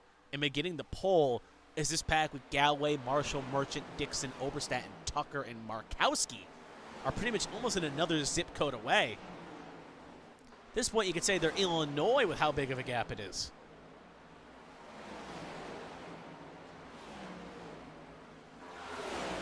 Again, maybe trying to save a little fuel here, trying to run times here, and just trying to back it up. But again, no one's really pushing here for the most part in the second pack. Marshall's just pushing Galloway. So maybe, again, they're element of strategy here. Does make you wonder, as that gap is a healthy 2.7 seconds and growing at an exponential rate. But now it looks like Marshall's going to make a move around here on Galloway. So maybe a little bit spoke too soon. He will get clear. So putting now Marshall headed. Now we'll have to note and see what Marshall can do. Can Marshall now use this opportunity to try to move forward here? And can he try to erase that gap that's now pushing 3 seconds between himself and Bren Roberts? As we see right now, Jarrett Merchant and Brian Dixon battling. We are keeping an eye on the top 6 pack right now, but everyone is single file. No one is making a move on anyone else. So we will cut to that battle when anything gets a little closer. But right now, this is more compelling at the moment. Look at that right there. You can see Patrick Oberstadt way wide down the shot there, right down the straight chute. And he's going to be under pressure here from Steve Tucker.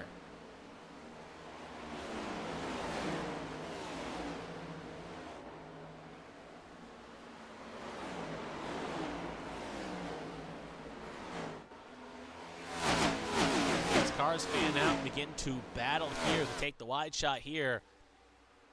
Again, nothing of note in the top pack. Every gap is healthy. We'll cut back up to them now to show you.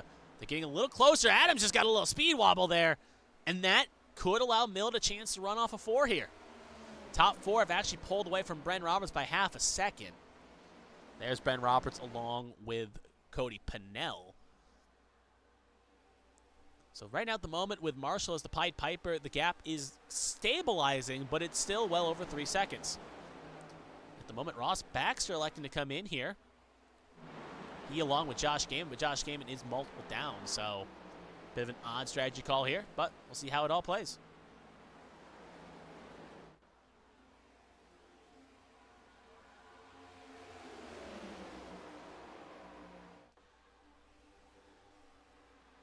Oh, Millet tried to make something happen there, but the car got a little kicky, and he's going to have to get it resettled here.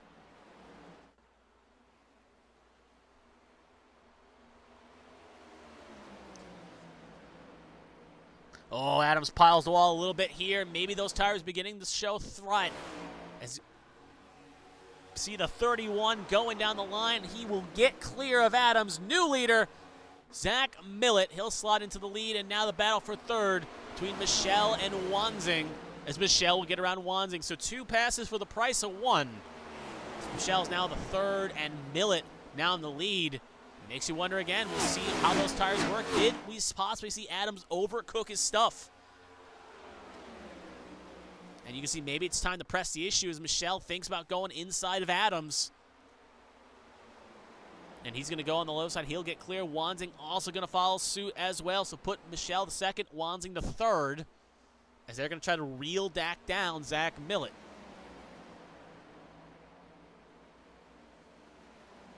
You can see right there, Millett pulling some good old Indy strats here. As you're going to see, we'll ride on board here with our second place car, Daniel Michel, trying to break that toe, break that slipstream, trying to make something happen here. Meanwhile, you can see right over further back, Brent Roberts trying to press the issue on Jonathan Adams.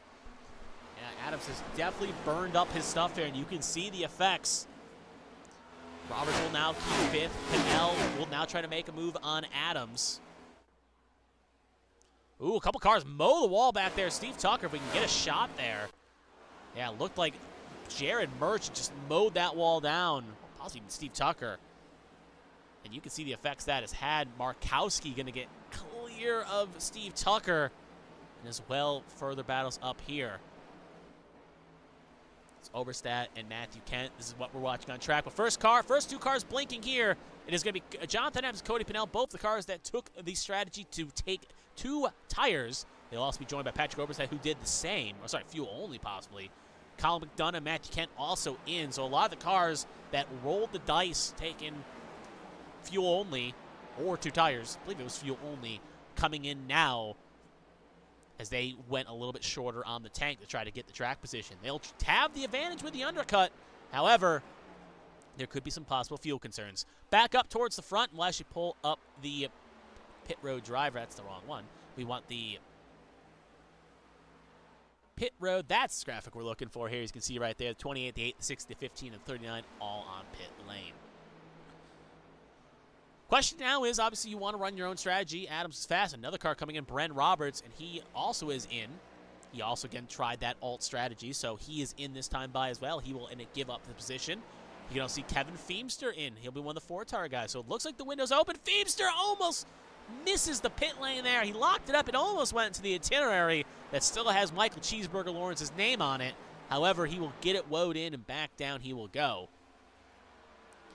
Right on board here with Zach Millett on the low side. I do wonder if he's breaking the toe or maybe signifying he is coming in. You can see the 2 cars up the road. They did not go a lap down. That is Cody Pinnell and Jonathan Adams.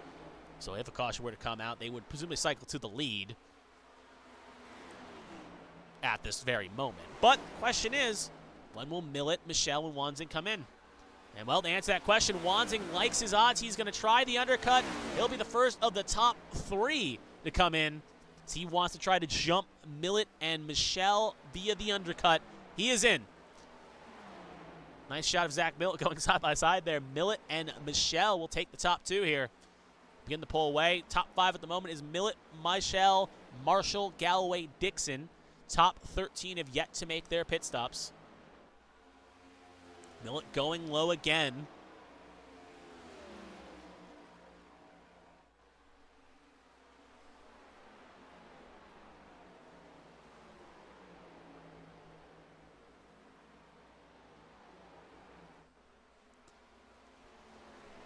See him go high, go low.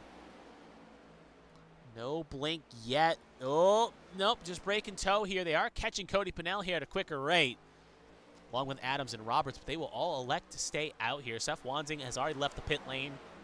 There's Elliott Longenecker for reference. Seth Wanzing is now currently halfway through 1 and 2. Just noting, because you're going to see the pack here at the moment catch him. So actually, we're going to go back to Seth Wanzing. As you can see right there, this would presumably be the battle of the lead coming out of pit lane. He'll come out in front of Roberts, but will not be able to hang on to that head of steam. And you can see Roberts and Adams 3 wide here. So the facto battle of the lead with the undercut right now theoretically is favoring Adams, as he will now take the lead, de facto race lead when it cycles through, ahead of Roberts via the undercut. We'll have to see how it all plays out.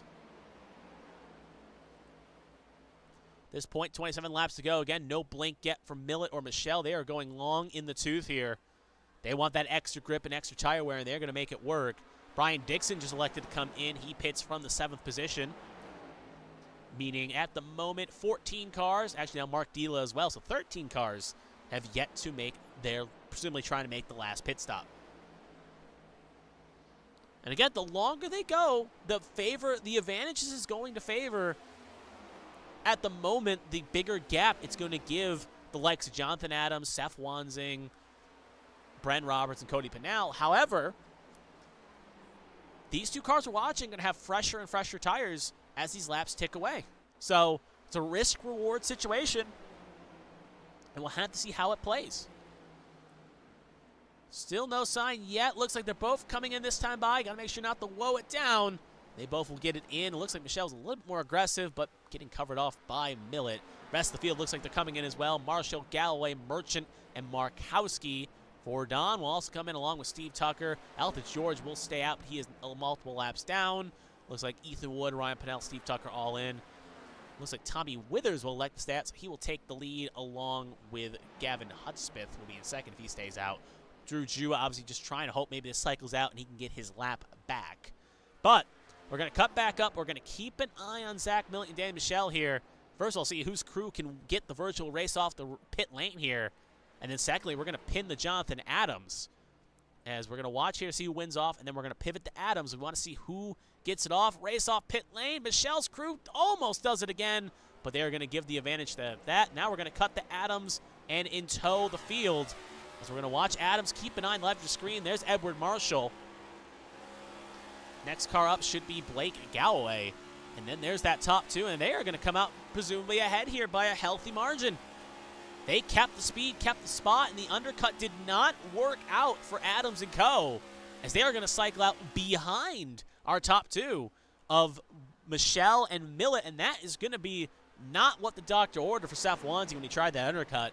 Strategy seen the play out. He should have went longer, and now in turn a healthy gap is open between this second pack and what is going to be Millet and Michelle, who have made this a race between the two of them, at least for the time being. 24 laps to go, now coming to 23. Tommy Withers is our current race leader along with Gavin Hudspeth. Again, we know Withers tried that strategy of fuel saving at Auto Club to great success. However, I do not like the odds this will happen again here, as he will have to make another pit stop. But depending on how long he goes, possibly could be in a spot where maybe the other field will have to pit here. So only time will tell. And as the 43 looks like, I think he's coming in this time by. He will not. He'll actually let the 38 go to try to get some extra tow here. So we're staying on this for now just to show you our race leader. Gavin Hudspeth is in second here. Looks like he may have ran out as he's way slow down the last corner here. He is in. Yeah, his RPMs are way low, but he will make it anyway in. So he will give up second position. He'll come on in. Back to our top two at the moment. Will now be second and third. Will be our race leaders when Tommy Withers pits. So we're kind of watching two actions on track at the moment. We got our de facto race lead with 23 laps to go, and then we got the battle for the last podium spot between Adams, Roberts, Wanzing, and Pennell. They will be battling for the next spot. Kind of trying to keep an eye on both battles here. Adams almost hits the wall there. That could open the door for a Roberts move here, but Roberts will stay in tow.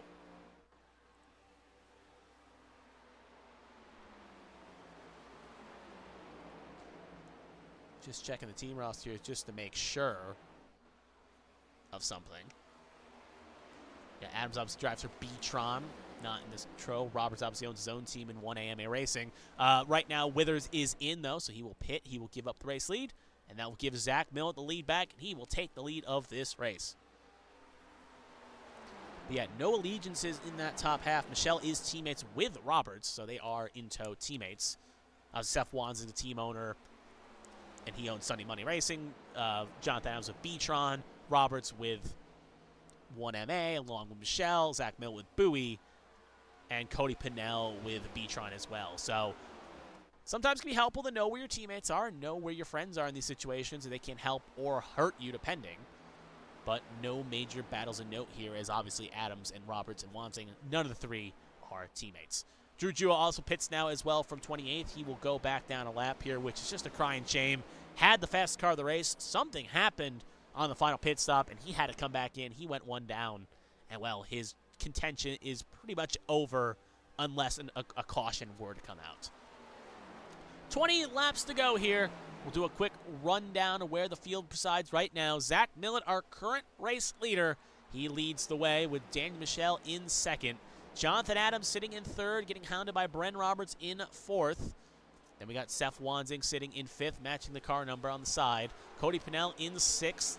Blake Galloway sitting in 7th with Edward Marshall in 8th. Good coverage there for both of them. Those alt strategies have worked out a treat. Patrick Oberstadt 9th. And Matthew Kent side by side with Jared Merchant and Tail Markowski. That is for the last spot inside the top 10. As Markowski will back out of it. And Merchant and Kent will be side by side here. Merchant will get presumably clear here. He will. So put Merchant up to 10th. Kent down to 11th. Markowski 12th. And Dixon 13th. That is your top 13th. Matt Vordon there 14th. And then it's Feemster, Dila, Longenecker, McDonough, Battles, LaJoy, your top 20. But let's cut back up to our race leader, Zach Millett. Again, we do not know the fuel economy numbers, but if we look at the average numbers, they came in at lap 45, a little bit around 45, 46. They made it as actually we see a move here for third, so I'll do the math in a second here. We're going to watch Bren Roberts and Wansing try to get around Adams. But if we get out our calculator of math, 45, 55, 65, looks like 20 laps they went. Theoretically, they may have tried to split the stage here more than likely. But we know in the first stage was 15 laps, was green to go. The finish cars came in anyway. Second stage went from 15 to 45. We saw cars pit quarter of the way, could not make it, and that was about 30 laps. If my math is correct, and I could be wrong on this, I think there could be one more green flag pit stop on the horizon, possibly. Obviously, do not quote me on this. It only is just a spitball theory. If anyone obviously is retired from this race can give me those numbers, I'll take that information in a heartbeat as we watch Wansing also get around Jonathan Adams. But there is that question mark. And I'm looking at the numbers right now. I'm thinking, is Withers in a spot where he could take another one? Because theoretically, if 20 is not the magical number, because let's say we go the farthest lap, they pushed it. They pushed it 65 on the farthest point. 68, we saw Gavin Hudspeth run out about 67. 18 laps, Michael Cheeseburger Lawrence, thank you for the number there. So another pit stop does loom. So my assumption was correct that they are not good to go to the end. There will be one more pit stop to make it in. So again, thank you, Michael Cheeseburger Lawrence, for that information. So 18 laps is the number. Looks like you can stretch it a little bit longer if you do elect to save. Does this, again, play into the factor of Tommy Withers? He came in at 68.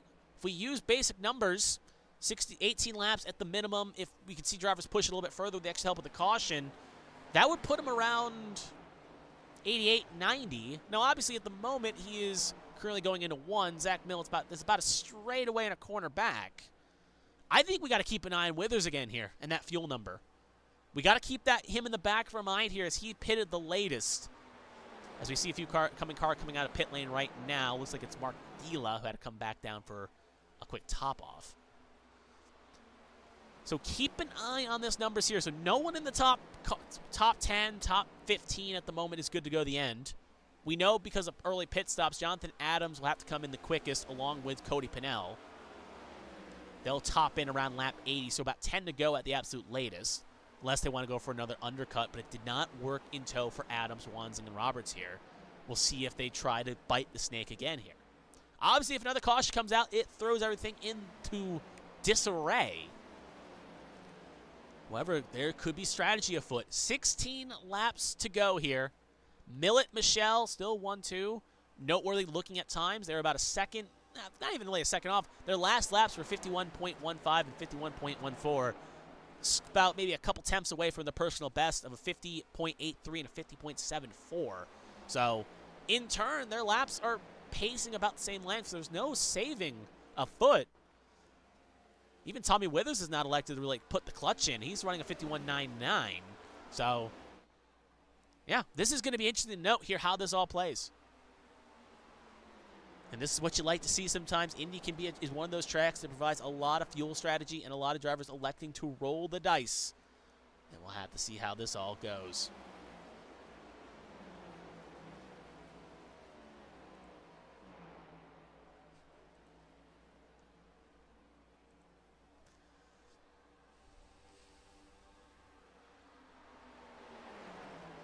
$15 laps to go here. First car in from the top 10 is going to be Edward Marshall. He'll be the first to blink to pit It will also be Matthew Kent in tow as well. He was just inside the top 10, or just out to the top 10 when he pitted. So they will be the first cars to go in tow here for their final pit stop of the race. Millet breaking the tow on Michelle. Remember, Michelle is a very hungry driver. Last time he found victory, I don't think, I have to recheck the books here, but I believe it's been just as long as Brandon Featherplace. It's been over about a year and some change. I believe his last win was... No, he won in the playoffs last year. He won playoffs in season number 4, so, or 5. So I believe he has won before in a quicker gap, but it's still been a long time since he's found victory lane. Believe he won in... No, he didn't win last year. So yeah, it's been a little bit of a time, but still, we actually have a caution. So that will be a mute point, and it looks like the 38 had to jump the pits, 36 I should say. He has jumped the pits with a crunkle front end, and that is going to change a lot of things here, as it looks like Drew has had a mistake. We're going to cut to the replay here, and you can see him get a little loose here down the access road. Oh, yeah, look at the left front. It is smoking. Obviously, not much indication we could tell. We're wind back here just to see what happened. So we're going to play it out here, focusing on that 38. Point of the caution here.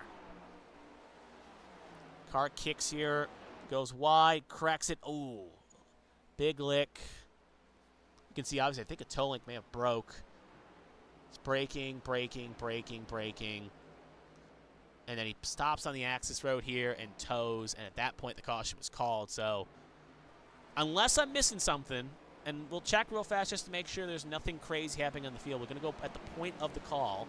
So we're going to rewind back here at the point of the call. Obviously, you see the 36 down the road. We're just going to quickly jump around the track here just to make sure we're not missing anyone or anything of note. So quick just double check here. There's 75, 43, 80, 88. So yeah, nothing of note. So that is going to be our incident in question with the 36 hitting the wall hard.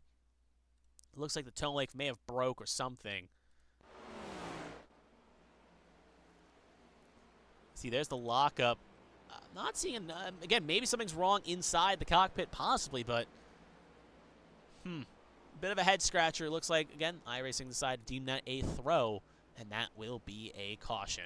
So that is going to mix up the strategies. It's going to be a lot of wonders and what-ifs.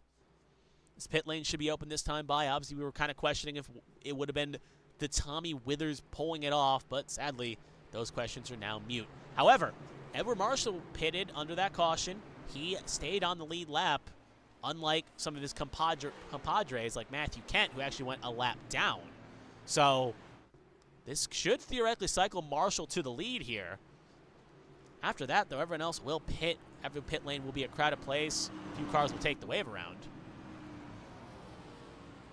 But I do wonder if Marshall just comes in anyway to take 4, as it looks like he took a 2-tire stop. No, he will stay out, so Marshall will inherit the race lead by timing.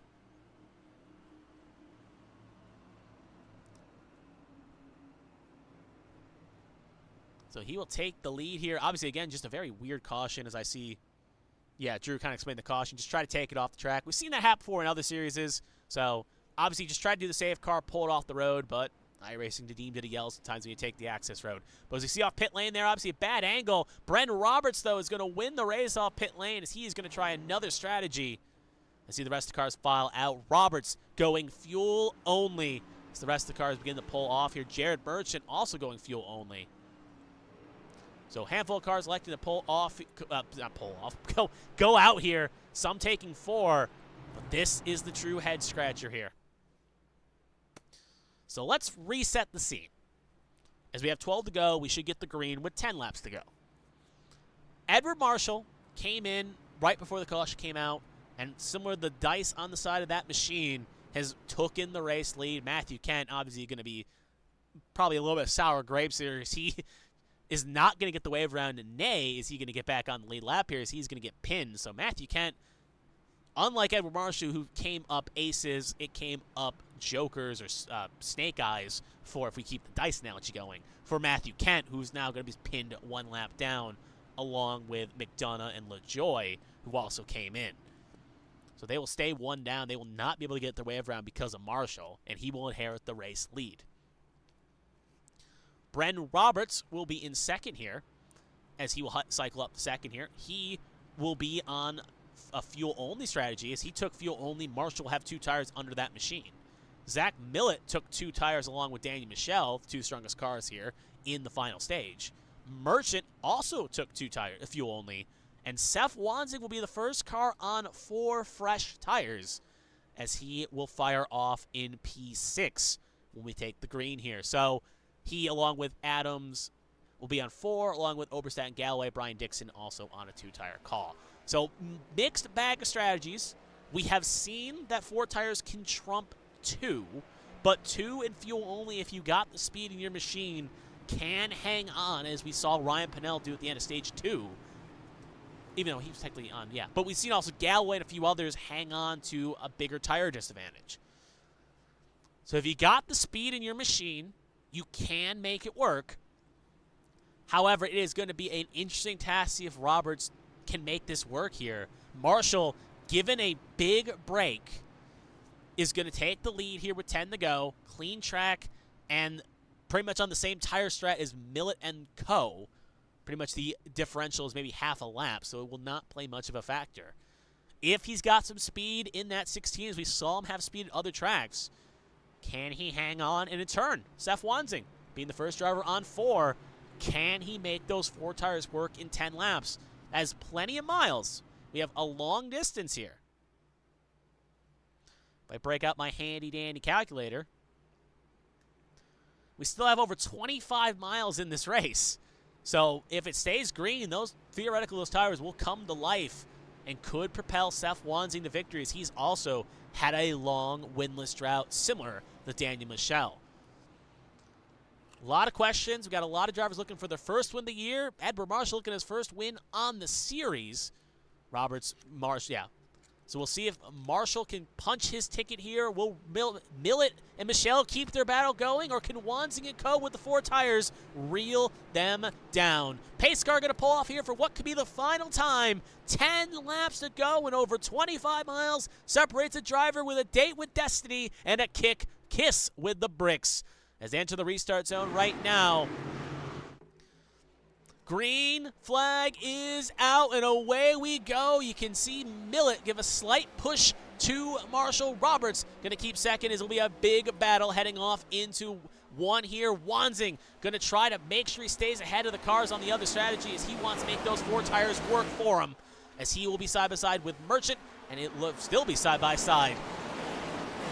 Battle for third, hanging on between Millett and Michelle. They were battling a lot for the stage here. Now the gloves are off. This will be mano a mano. Wanzing and Adams will get around Merchant. Meanwhile, Michelle will be on the high groove here, battling Millett. Millett on the preferred low line. Michelle, if he can survive to the corner exit, could theoretically be in the better drag line. Wanzing, with no allegiance to either, is going to pick the line that has the best choice for him here. Michelle, Millett at the moment's got the better drag as they take the long shoot down the drag line. Marshall still leading the race with 9 to go. We're keeping battle on this third here. We'll jump to the lead in a second if Roberts gets closer, but this is a big battle for the last podium spot.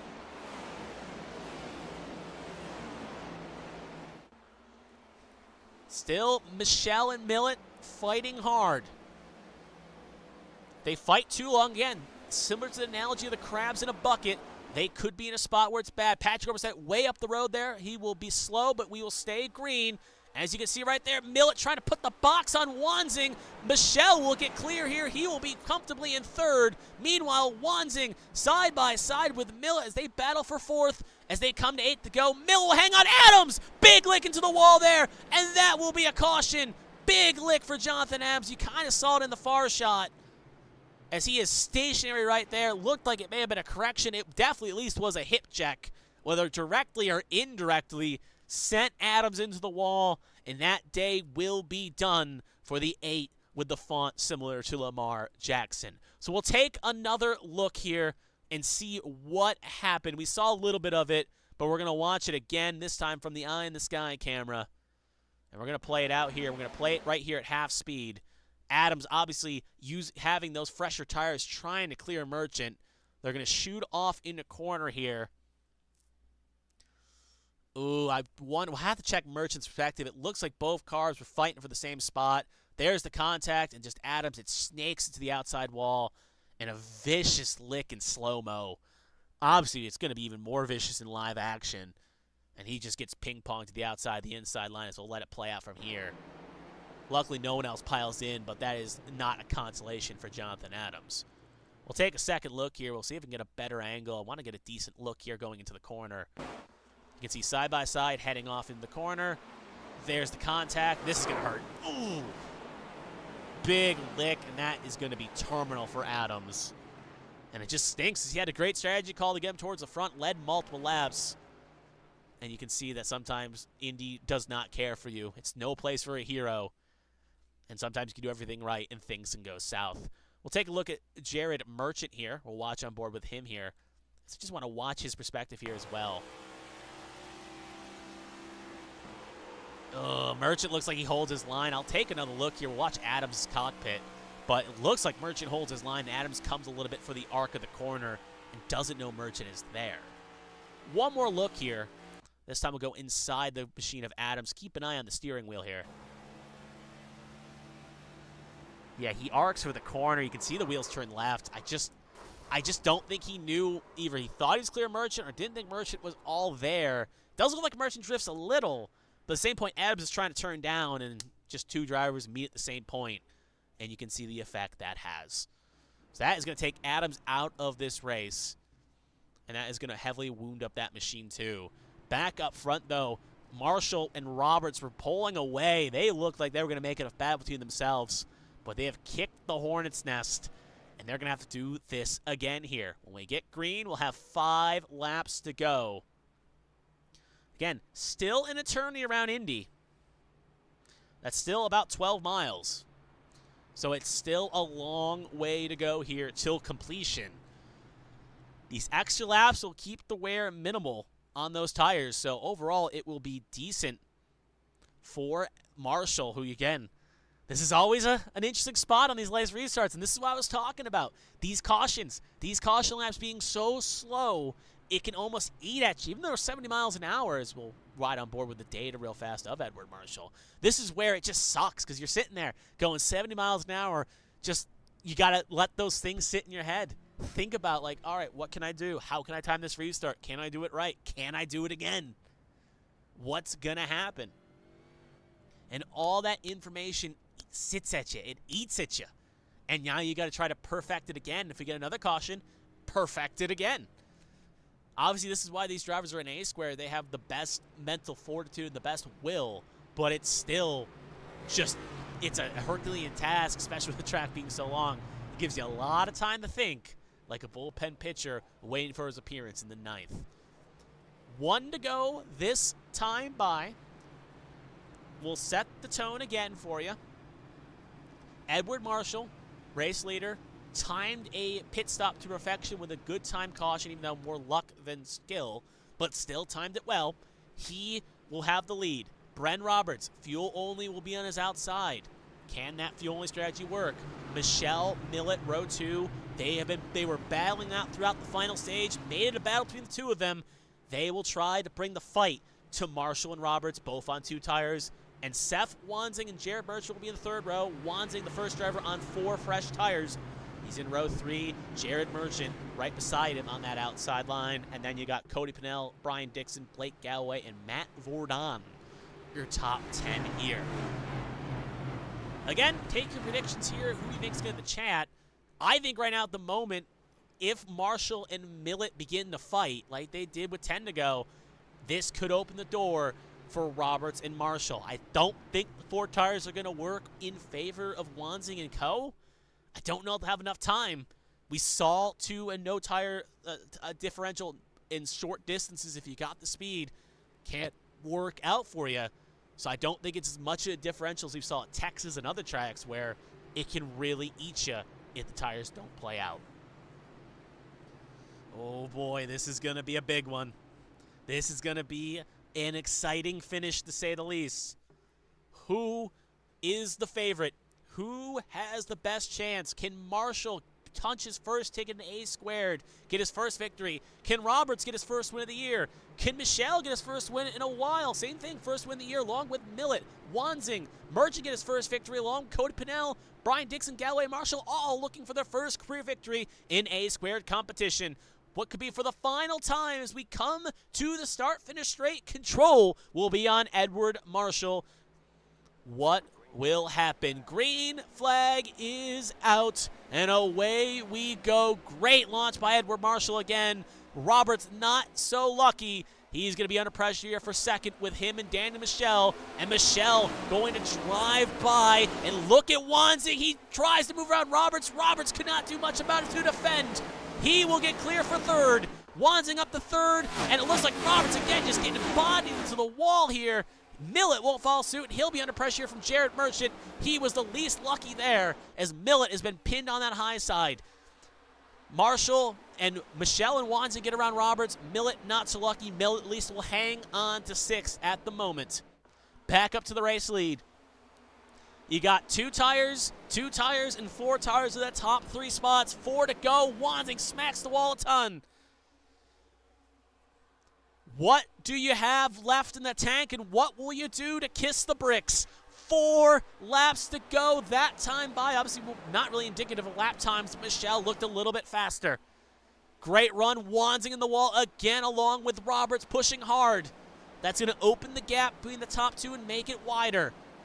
Millet still sticking behind Roberts. You can see him make a move on the low side. We're going to stay on this battle at least for a moment. See if Michelle makes a move here. See in the far shot. He will not. We're going to cut the Roberts real fast and show Millet getting around Roberts. He'll be up to 4th. We're going to go back to the race lead there. Millet gets a good drive off the corner. He is hounding the back of that number 16 machine here. Coming to 3 laps to go. Right there, though, great runoff for Marshall. Again, still anyone's race. That time by, Marshall was the fastest on track. Actually, it was Wanzing fastest on the track, but all dead even that top 3. Millet technically fastest in the top 4. Obviously, caution, unlike a real NASCAR where a caution can't come out on the white flag lap and end it, caution will not come out on the white flag lap. If they see the white flag, rate will be official. However, they will race back to the stripe. So you do not have to be in a situation where you have to think about making a move early. If you're Michelle, you can wait to the last lap if you so choose. Meanwhile, Millet reeling in Wanzing. Personal sector 1 for Millet. Problem is, though, he's got 3 cars to get around. We'll see what he can do here. 2 laps to go. Marshall still hanging on. Top 4 pulled away from Roberts. It's going to be a dogfight between the 4 of them. Roberts sensing the move, thinking about making a move, but up front, Michelle thought about pulling out. He could not. At the moment, this is what Marshall wants to see. Just enough. Both of them almost hit the wall. They are racing hard here. Good drive off, possibly for Michelle. Could open the door for Marshall to get around here. Coming down the long straight, we're keeping an eye on the battle for second and the battle for the win and the battle for third. Neither car pulling out at the moment. They will stay locked in tow. Probably going to use that long straight and send it off into 1. If we stay green here for the last couple corners, the leader will see the white flag. Michelle, very fast indeed, along with Millet. As they shoot down the long straight. Barney's got the flag in the hand. Marshall trying to break the tow. 1 lap to go here. Marshall 2.5 miles with a date with the bricks. Can he hang on? The moment that time by, he was his personal best of the race. He is driving the wheel off that 16 spicy chicken machine. Good drive off the entry and the exit. It's going to pull even a bigger gap to Daniel Michelle. Wanzing clips the wall just a tiny bit. He's going to get pulled into tow. He's going to try to make a move for second here on Daniel Michelle. Wanzing, Michelle, side by side. That is what Marshall wants to see. The cars behind beginning to fight. As they are nose to tail here, heading off to the last corner. They will be side by side, but it will not be enough. A date with luck, a date with destiny, as the cars get sideways across the line there. Big crash behind the wall. Edward Marshall, though, will find victory here. He will win this race. Zach Millet second, and Bren Roberts with the Commentator will bring it home in third. Marshall, Michelle, Millet, Roberts, And as we cut back there to show you real fast, Daniel Michel did not cross the line, I believe, and Seth Wansing as well did not come across the line. Seth Wansing still stopped on the backstretch down to P24.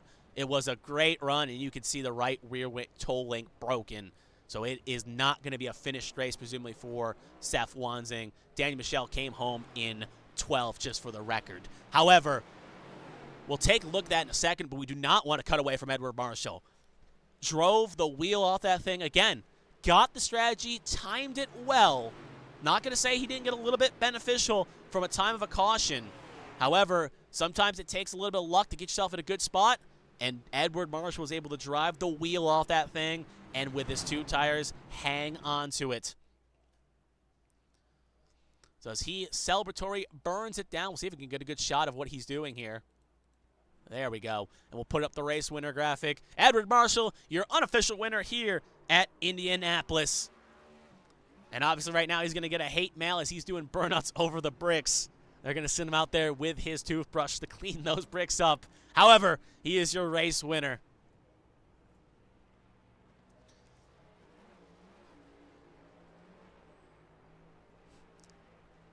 Long time coming. Joined the series 2 seasons ago as a fill-in driver for Line Power. Was driving on and off last season. Came in here as a late draft pick.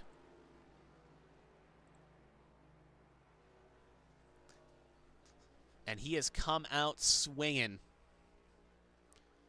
Just checking my notes here real fast. He's still doing a long burn out there.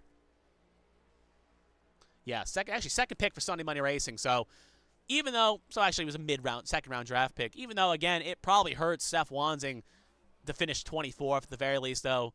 He gets to see his team and his driver find victory for him. So, again, Edward Marshall, for going into the break, will add his list to the name of winners.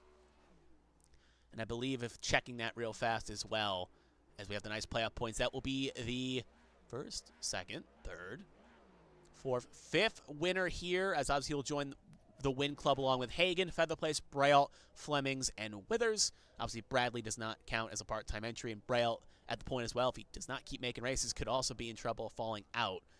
So both of them have net to find victory, but at the moment will also be in the playoff hunt. So Edward Marshall, your race winner. We'll take a look here, let the drivers kind of finish up a celebration, and then we will get ready for the interviews. So do not go anywhere. We'll hear from the top 3 in just a second. Like to do 1, 2, 3 here. Like to capture Marshall if we can. We'll give another about 10, 20 seconds here. If not, we will bring in our third place finisher and we'll go 3-1 here. So we'll give him just a second. And we will move onward.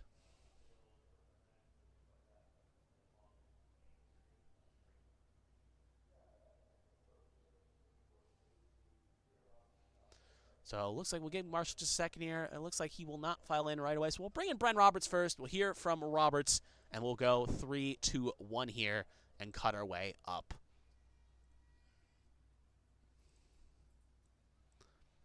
Bren, this is Kevin in the ABM booth. You got a copy.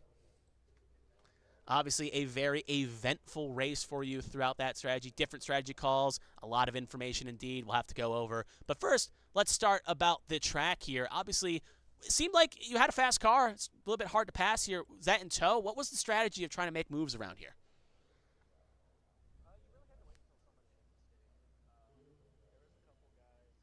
That were trying to force people into mistakes. I was more just trying to relax, just waiting for people to make mistakes, capitalize on it. Really what you need to do is kind of wait until off of, I mean, you could really do it on any of the 4 corners, but you just had to get to their left rear and side draft them a little bit and get down the straightaway. It was tough with the draft and all that, but yeah, that was how you passed, unless you got help from somebody. Yeah, draft definitely played a key factor when needed. Moving further on, obviously strategy kind of played out in and tow, and we saw kind of coming through the middle and third section, you were working your way to the field, and you played a strategy call late there to go for a fuel-only run. Was there an element where you were thinking 2 tires, or were you just like, I need track position, I got to make something happen? Truthfully, I thought everybody was going to take no tires. Tire wear was super minimal. Speed speed was great on old tires. You just would get more loose as the run went on, and yeah, I thought everybody's going to take no tires. I thought that was the move. Clearly, it wasn't. But or well, I don't know what Marshall did, but Well, Marshall took 2 when he came in under green, and then the caution came out. He cycled towards the yeah, front, so it was 2 for him. yeah. So there you go. So no tires was just not the move. I did it earlier in the race and it felt okay, but I think it didn't work out right there because I was pushing pretty hard the run before to try to catch Millet and Daniel, Mm-hmm. and I just burned out my right front. I just didn't have any turn there at the end of the race. So Speaking of those last 2 restarts, first restart you got a good one and you pulled in the second, and then the second restart it was a lot more calamity. So take us through those last 2 restarts from your perspective, because that second one it just seemed like the car did not go, unlike the first one. the first one I had an advantage because Daniel was behind me. Daniel's my teammate, and he gave me a nice shove there. Millet tried to give me a shove. I don't know if I just didn't get through the gears right, but then I got loose in one, and I was loose and tight at the same time, and I didn't know how to drive it. It really took me about half a lap to get going there on the old tires, and I really messed up Millet's race, so I apologize about that. But yeah. I mean, he still recovered for a P2, but obviously it's still, you never know. It's still good to hear the apology. Obviously, real fast, looking at the last lap calamity, it was looking like we weren't even be talking to you, as it looked like it was going to be a battle between Millet, Wanzing, and Michelle, and then things opened up. So thoughts on that last lap calamity coming to the start-finish straight to give you the third? Uh, I Any mean, thoughts? I I love both guys involved, but I have thoughts about it. I'll keep them to myself. Um, I'm sure it'll get resolved through the processes laid out. Fair enough. Obviously, looking ahead That's here. Yep. Honestly, you don't want to incriminate yourself, I guess. You that's like both. probably the most middle of the road answer I could have gave. Yeah, you So. don't want to pick a side because you like both drivers, so you don't want to. As if you were teammates with them a couple of years ago. So looking further on ahead, though, obviously looking, we had a 1 week break, and then next week the 1 week break, and then we go to Chicagoland to start the bracket challenge. So thoughts on Chicagoland as a track? I'll just confirm it is Chicagoland, but I'm 90% sure it is. Yep, it is Chicagoland. So thoughts on Chicagoland? Think it's a track we can see that 84 be strong at? I hope so. This was the first race I qualified within the top 20, I think, all year. So if I can qualify good enough at Chicago, I think I could have another good run. It's much better starting from the front than battling your way up through the field. But yeah, I hope so. A mile and a half's pretty good for me. So yeah, should be fun. All right, if we got to the point in the show, if there's anyone want to thank, family, friends, sponsors, what have you, the floor is yours. Take it away. I want to thank you for putting this broadcast on. Thanks to all my teammates, Blake, Daniel, Boss. Jared was in there. He was subbing for Chris Fleming today. He had a good run going. I'm not sure what happened, but yeah. So yeah, just thank them and thank you and thank the admins for putting this on. All right, been great talking to you, Brent. Obviously, enjoy the week break, and hopefully we'll be talking to you before the end of the year. So take care. Have a good rest of your week. Thank you. And that was Bren Roberts, our third place car, and that will move us up nicely to the ladder, as we will hear from our second place finisher, who will be Zach Millet. We'll bring him in now. Zach, this is Kevin the ABM booth. You got a copy? Hey, Kevin, what's up, man? Obviously, long time no talk. We talked to you, I think, just last week. So, hey, overall, great talk to you as well again. But looking further on, we'll talk about the beginning of the race. You probably put that car on pole position as that thing looked like it was on a rails. So, thoughts on this track as a whole? It seems like it was definitely a track in your wheelhouse. Yeah, I like Indy. I don't like Indy in these cars that much, but I mean, overall, I love this place. I don't know, it's hard racing out there in these cars. If you get behind somebody, you're just kind of dancing in their dirty air, and it's a struggle to get past anybody unless you got help. Mm-hmm. But it's fun when you get out in clean air. I mean, man, you feel like Superman. Yeah, you do, and that definitely clean air. Same thing you say with the Champ Car machinery. It's definitely on the same principle. Obviously, looking on, the first 2 stages, you were in a major battle with Drew Jua there, as you two were fighting hard, Liep Lin lap out. So thoughts on your encounter over those 45 laps between you and the driver of the 36? Yeah, that was fun with Drew. He's definitely got a lot of pace. You definitely don't get a 6K I rating for nothing.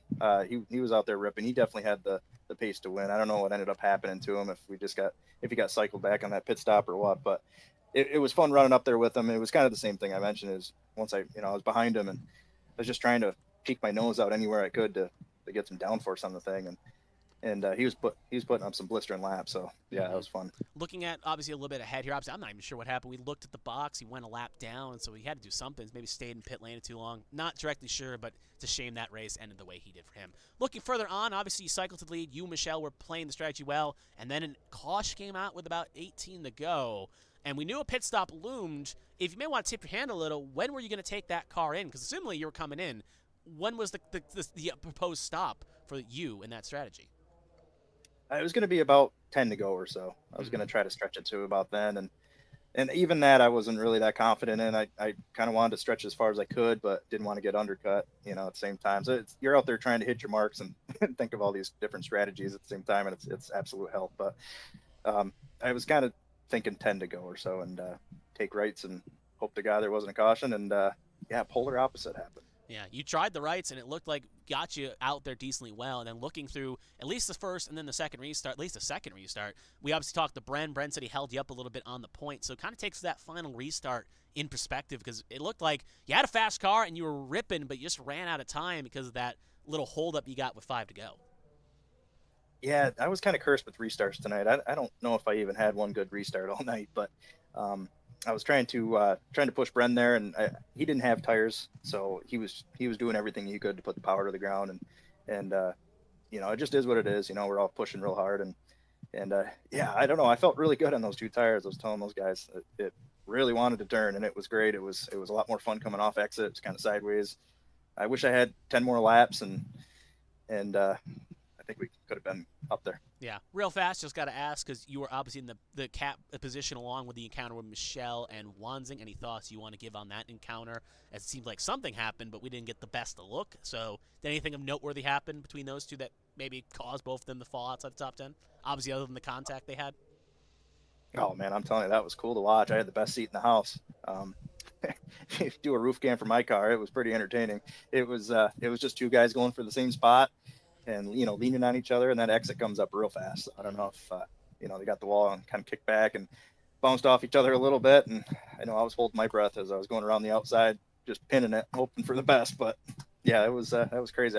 I feel bad those guys didn't get good finishes, because they definitely deserved it tonight. Yeah, we'll take another look before we sign off, but thank you for at least that perspective. Looking onward, obviously, Brack Challenge starts in 2 weeks' time after we take the Easter break off. If you are able to continue on, obviously we know your schedule can be a bit hectic. Thoughts on Chicagoland? You get to track. If you are able to show up, you can be strong at? Yeah, I think so. It's kind of one of those tracks it seems like everybody's good at. In these cars, it might kind of be that same dirty air, mess, but we'll see. We'll go out there and try to put down a good qualifying lap. That'll be half of the battle, I think, just to stay ahead of the mess, and hopefully we can get another good finish. It seems like my bad days are P2s, so I'll take those bad days any day of the week. Sometimes it's better to be consistent than it is to truly win, but obviously a win can help the confidence. Looking further, getting to the point in the interview, does anyone want to thank family, friends, sponsors, what have you? The floor is yours. Take it away. Yeah, big thanks to you, Kevin, ABN Studios, as always, ARCS, Team Conti Sim Performance, Extreme Graphics, Track Bar Media, Track Bar Motorsports, EMR Paintball, that S4 guy on Twitch, and all the viewers here on YouTube. Thank you. All right, it's been great talking to you again, Zach Millet. Enjoy the week off, and hopefully we'll see you back here in Chicagoland. But regardless, take care. Have a good rest of your week. Sounds good, man. Take care. And that was our second place finisher, Zach Millet, and that will leave us with one left. That will be our race winner. Came up great for him here, and he will be on the bricks, kissing him in maybe a short moment. Edward Marshall, we'll hear from him now. Edward, this is Kevin the A-Band Booth. You got a copy? Yes, sir. Obviously, it's been a long time since I ever talked to you, and if we finally hear you now, it's been good to talk to you, but we'll have to start at the very beginning, as you've had some fast cars week in and week out. Here, though, it seemed like the car may have been struggling a little bit as you qualified 24th. So I guess it's a two-part question here. First of all, what happened in qualifying? And secondly, did you feel like maybe the car didn't have a lot of speed in it in comparison to the cars around you? First lap qualifying, kind of just doing the same thing everyone else is doing, getting some heat built up in the tires. Second lap, I had a burner of a lap, and coming off the 2, I tagged the wall, so that invalidated that lap. I probably would have started in the top 5 if it wasn't for that, but I got to be more consistent with my lap times during qualifying for sure. Mm-hmm.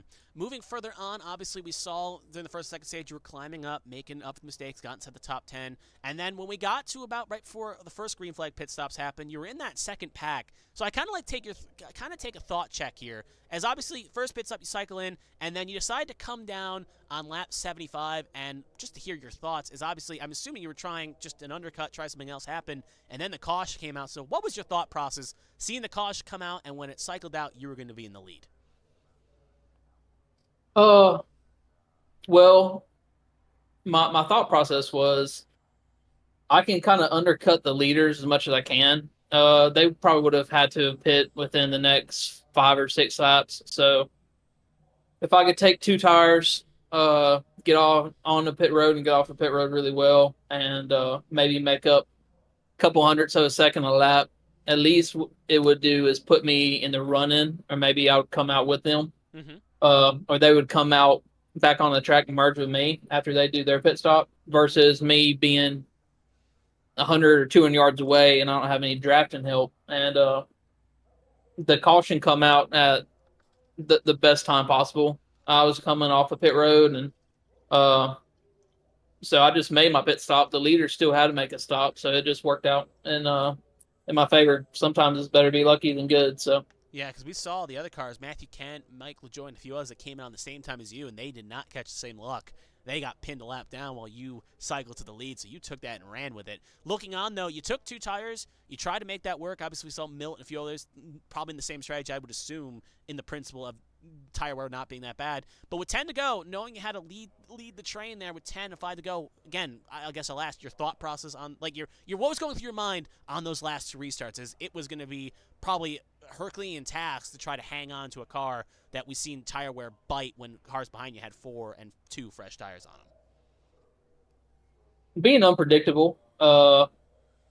If I was to go at the start of the box, both restarts, I probably would have been going in turn 1 side by side with Brent or Zach or someone else.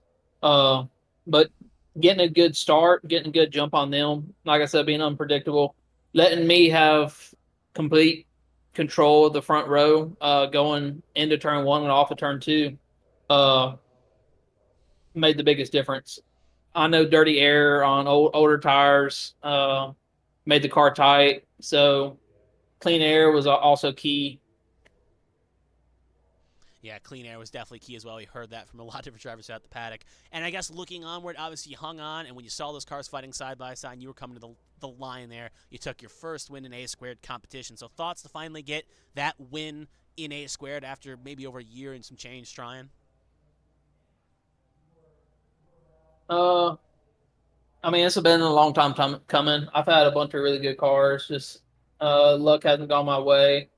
Getting involved in other people's shenanigans, or me making a bad call on pit road, or something of the sort. I don't expect that to be my only win, but I'm looking forward to racing the rest of the season and hopefully bring home a championship for Sunday money. Yeah, you definitely have put at least the series on notice that you can find Victory Lane. We've gotten to the point, though, if there's anyone want to thank, family, friends, sponsors, what have you, the floor is yours. Take it away.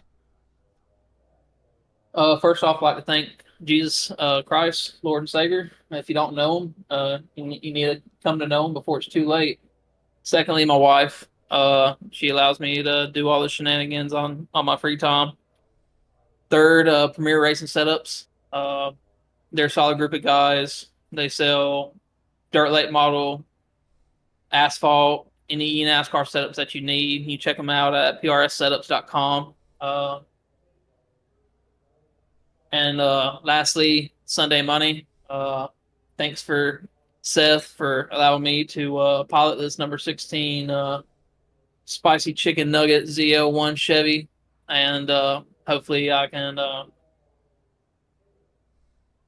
put Sunday Money back in Victory Lane again, like they should be.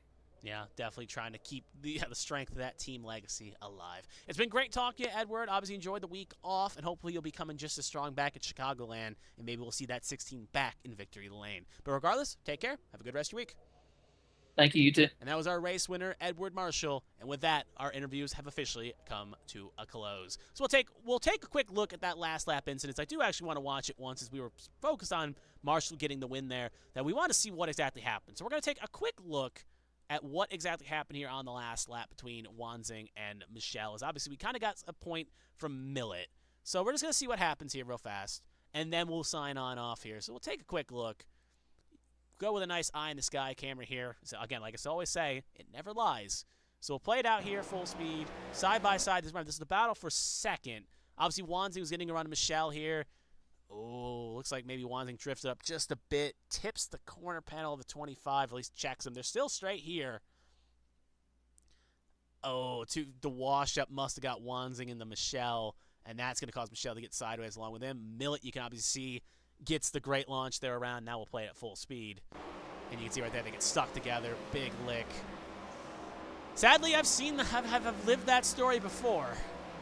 It's never a fun street, and sadly, at the very least, I wish I was backwards. And so this situation that ended up taken behest of me when that happened. We'll take one more look here as well. This time we'll actually take a look on board with Zach Millet, as he had a great camera angle of this. So we'll focus up just the road up just a bit here if we ever can get the replay to go back. There we go. And we'll focus on the 31, and then we'll rewind back, because it does not give me right before this incident. So we'll play it right about here, and we'll ride on board here with the 31, as we'll watch his perspective of this incident. It was just a ding-dong battle. So we'll play it out here. Again, battle for second we're watching on the final lap. Oh, hits the wall a little. There's the contact, and it gets him around. And again, as clean as you want it, he ends up doing a Jack Mulkey, and he will take second position. So moving further on, obviously, since the sun begins to set, we'll take a look at our final results, and we will get on out of here. So race winner Edward Marshall started 24th. Will take the win. Zach Millet second. Brenton Roberts third. Cody Pennell fourth. Blake Galloway rounds out the top five. He'll get a promotion with both Michelle and Seth Wanzing's mistakes. Brian Dixon 6th, Markowski 7th, Matt Vordon 8th, Tommy Withers 9th, Jared Merchant rounds out the top 10. Ryan Pennell, again, congratulations on being a girl dad. Hopefully it all goes well. He'll be 11th. Daniel Michelle brings it home in 12th with the contact. Kevin Feemster 13th, Steve Tucker 14th. As I will hit the wrong button, and now we'll move on to the right button. Josh Battles 15th, Elliot Longenecker 16th, Brian Johnson gets a nice 17th, Mark Dela 18th, Matthew Kent 19th. Again, Lee Scott back on the lead lap, but again, it will sting that he couldn't play the same strategy Marshall did. James Kerr 20th, Gavin Hutspeth 21st, Patrick Oberstadt 22nd, Ethan Wood 23rd, and Seth Wanzing, last car on the lead lap, 24th. Again, a kick in the teeth, but at least he's got that playoff buffer to hang on to. Michael Joy 25th, Colin McDonough 26th, both one down, as the cars got pinned one down on that timed caution. Feather Place 27th, recovered to get 2 laps back, but no more. Josh Gaiman 28th. Alfred George 29th, Jonathan Adams 30th, as we saw that big lick. Drew Jua retired with 18 laps to go. Ross Baxter 32nd, Nicholas Presley 33rd, Michael Lawrence obviously with that big lick in the itinerary early, 34th. Mellencamp and Ikavazzi, obviously Ikavazzi didn't take the flag. Melancholy Holland is not actually racing. So 35 cars finish this race. So that will do it for that here tonight. As we'll finish up everything here. We'll just go over the last bits of information we do. We'll take a look at what's coming up ahead here. Obviously, we take a week off next week for Easter and also WrestleMania weekend, so that will be fun to watch. Other than that, though, we'll come back strong at Chicagoland, and that will be the bracket challenge we're starting on. And we'll see how it all plays out. Obviously, seeding will be decided based on how drivers are in the standings. So we'll have the bracket for you, all that on the ABN socials, and we'll also remind you of the bracket before we go live next week at Chicagoland. But other than that, though, I'd like to thank everyone. Enjoy the week off next week. Enjoy Easter Sunday, even if you are religious or not religious. It's a good time to spend with the family regardless. Enjoy the opportunities you get. And regardless of that, we'll be taking off. Thank you all, and hopefully we talk to you in the future. And regardless, have a good rest of your week.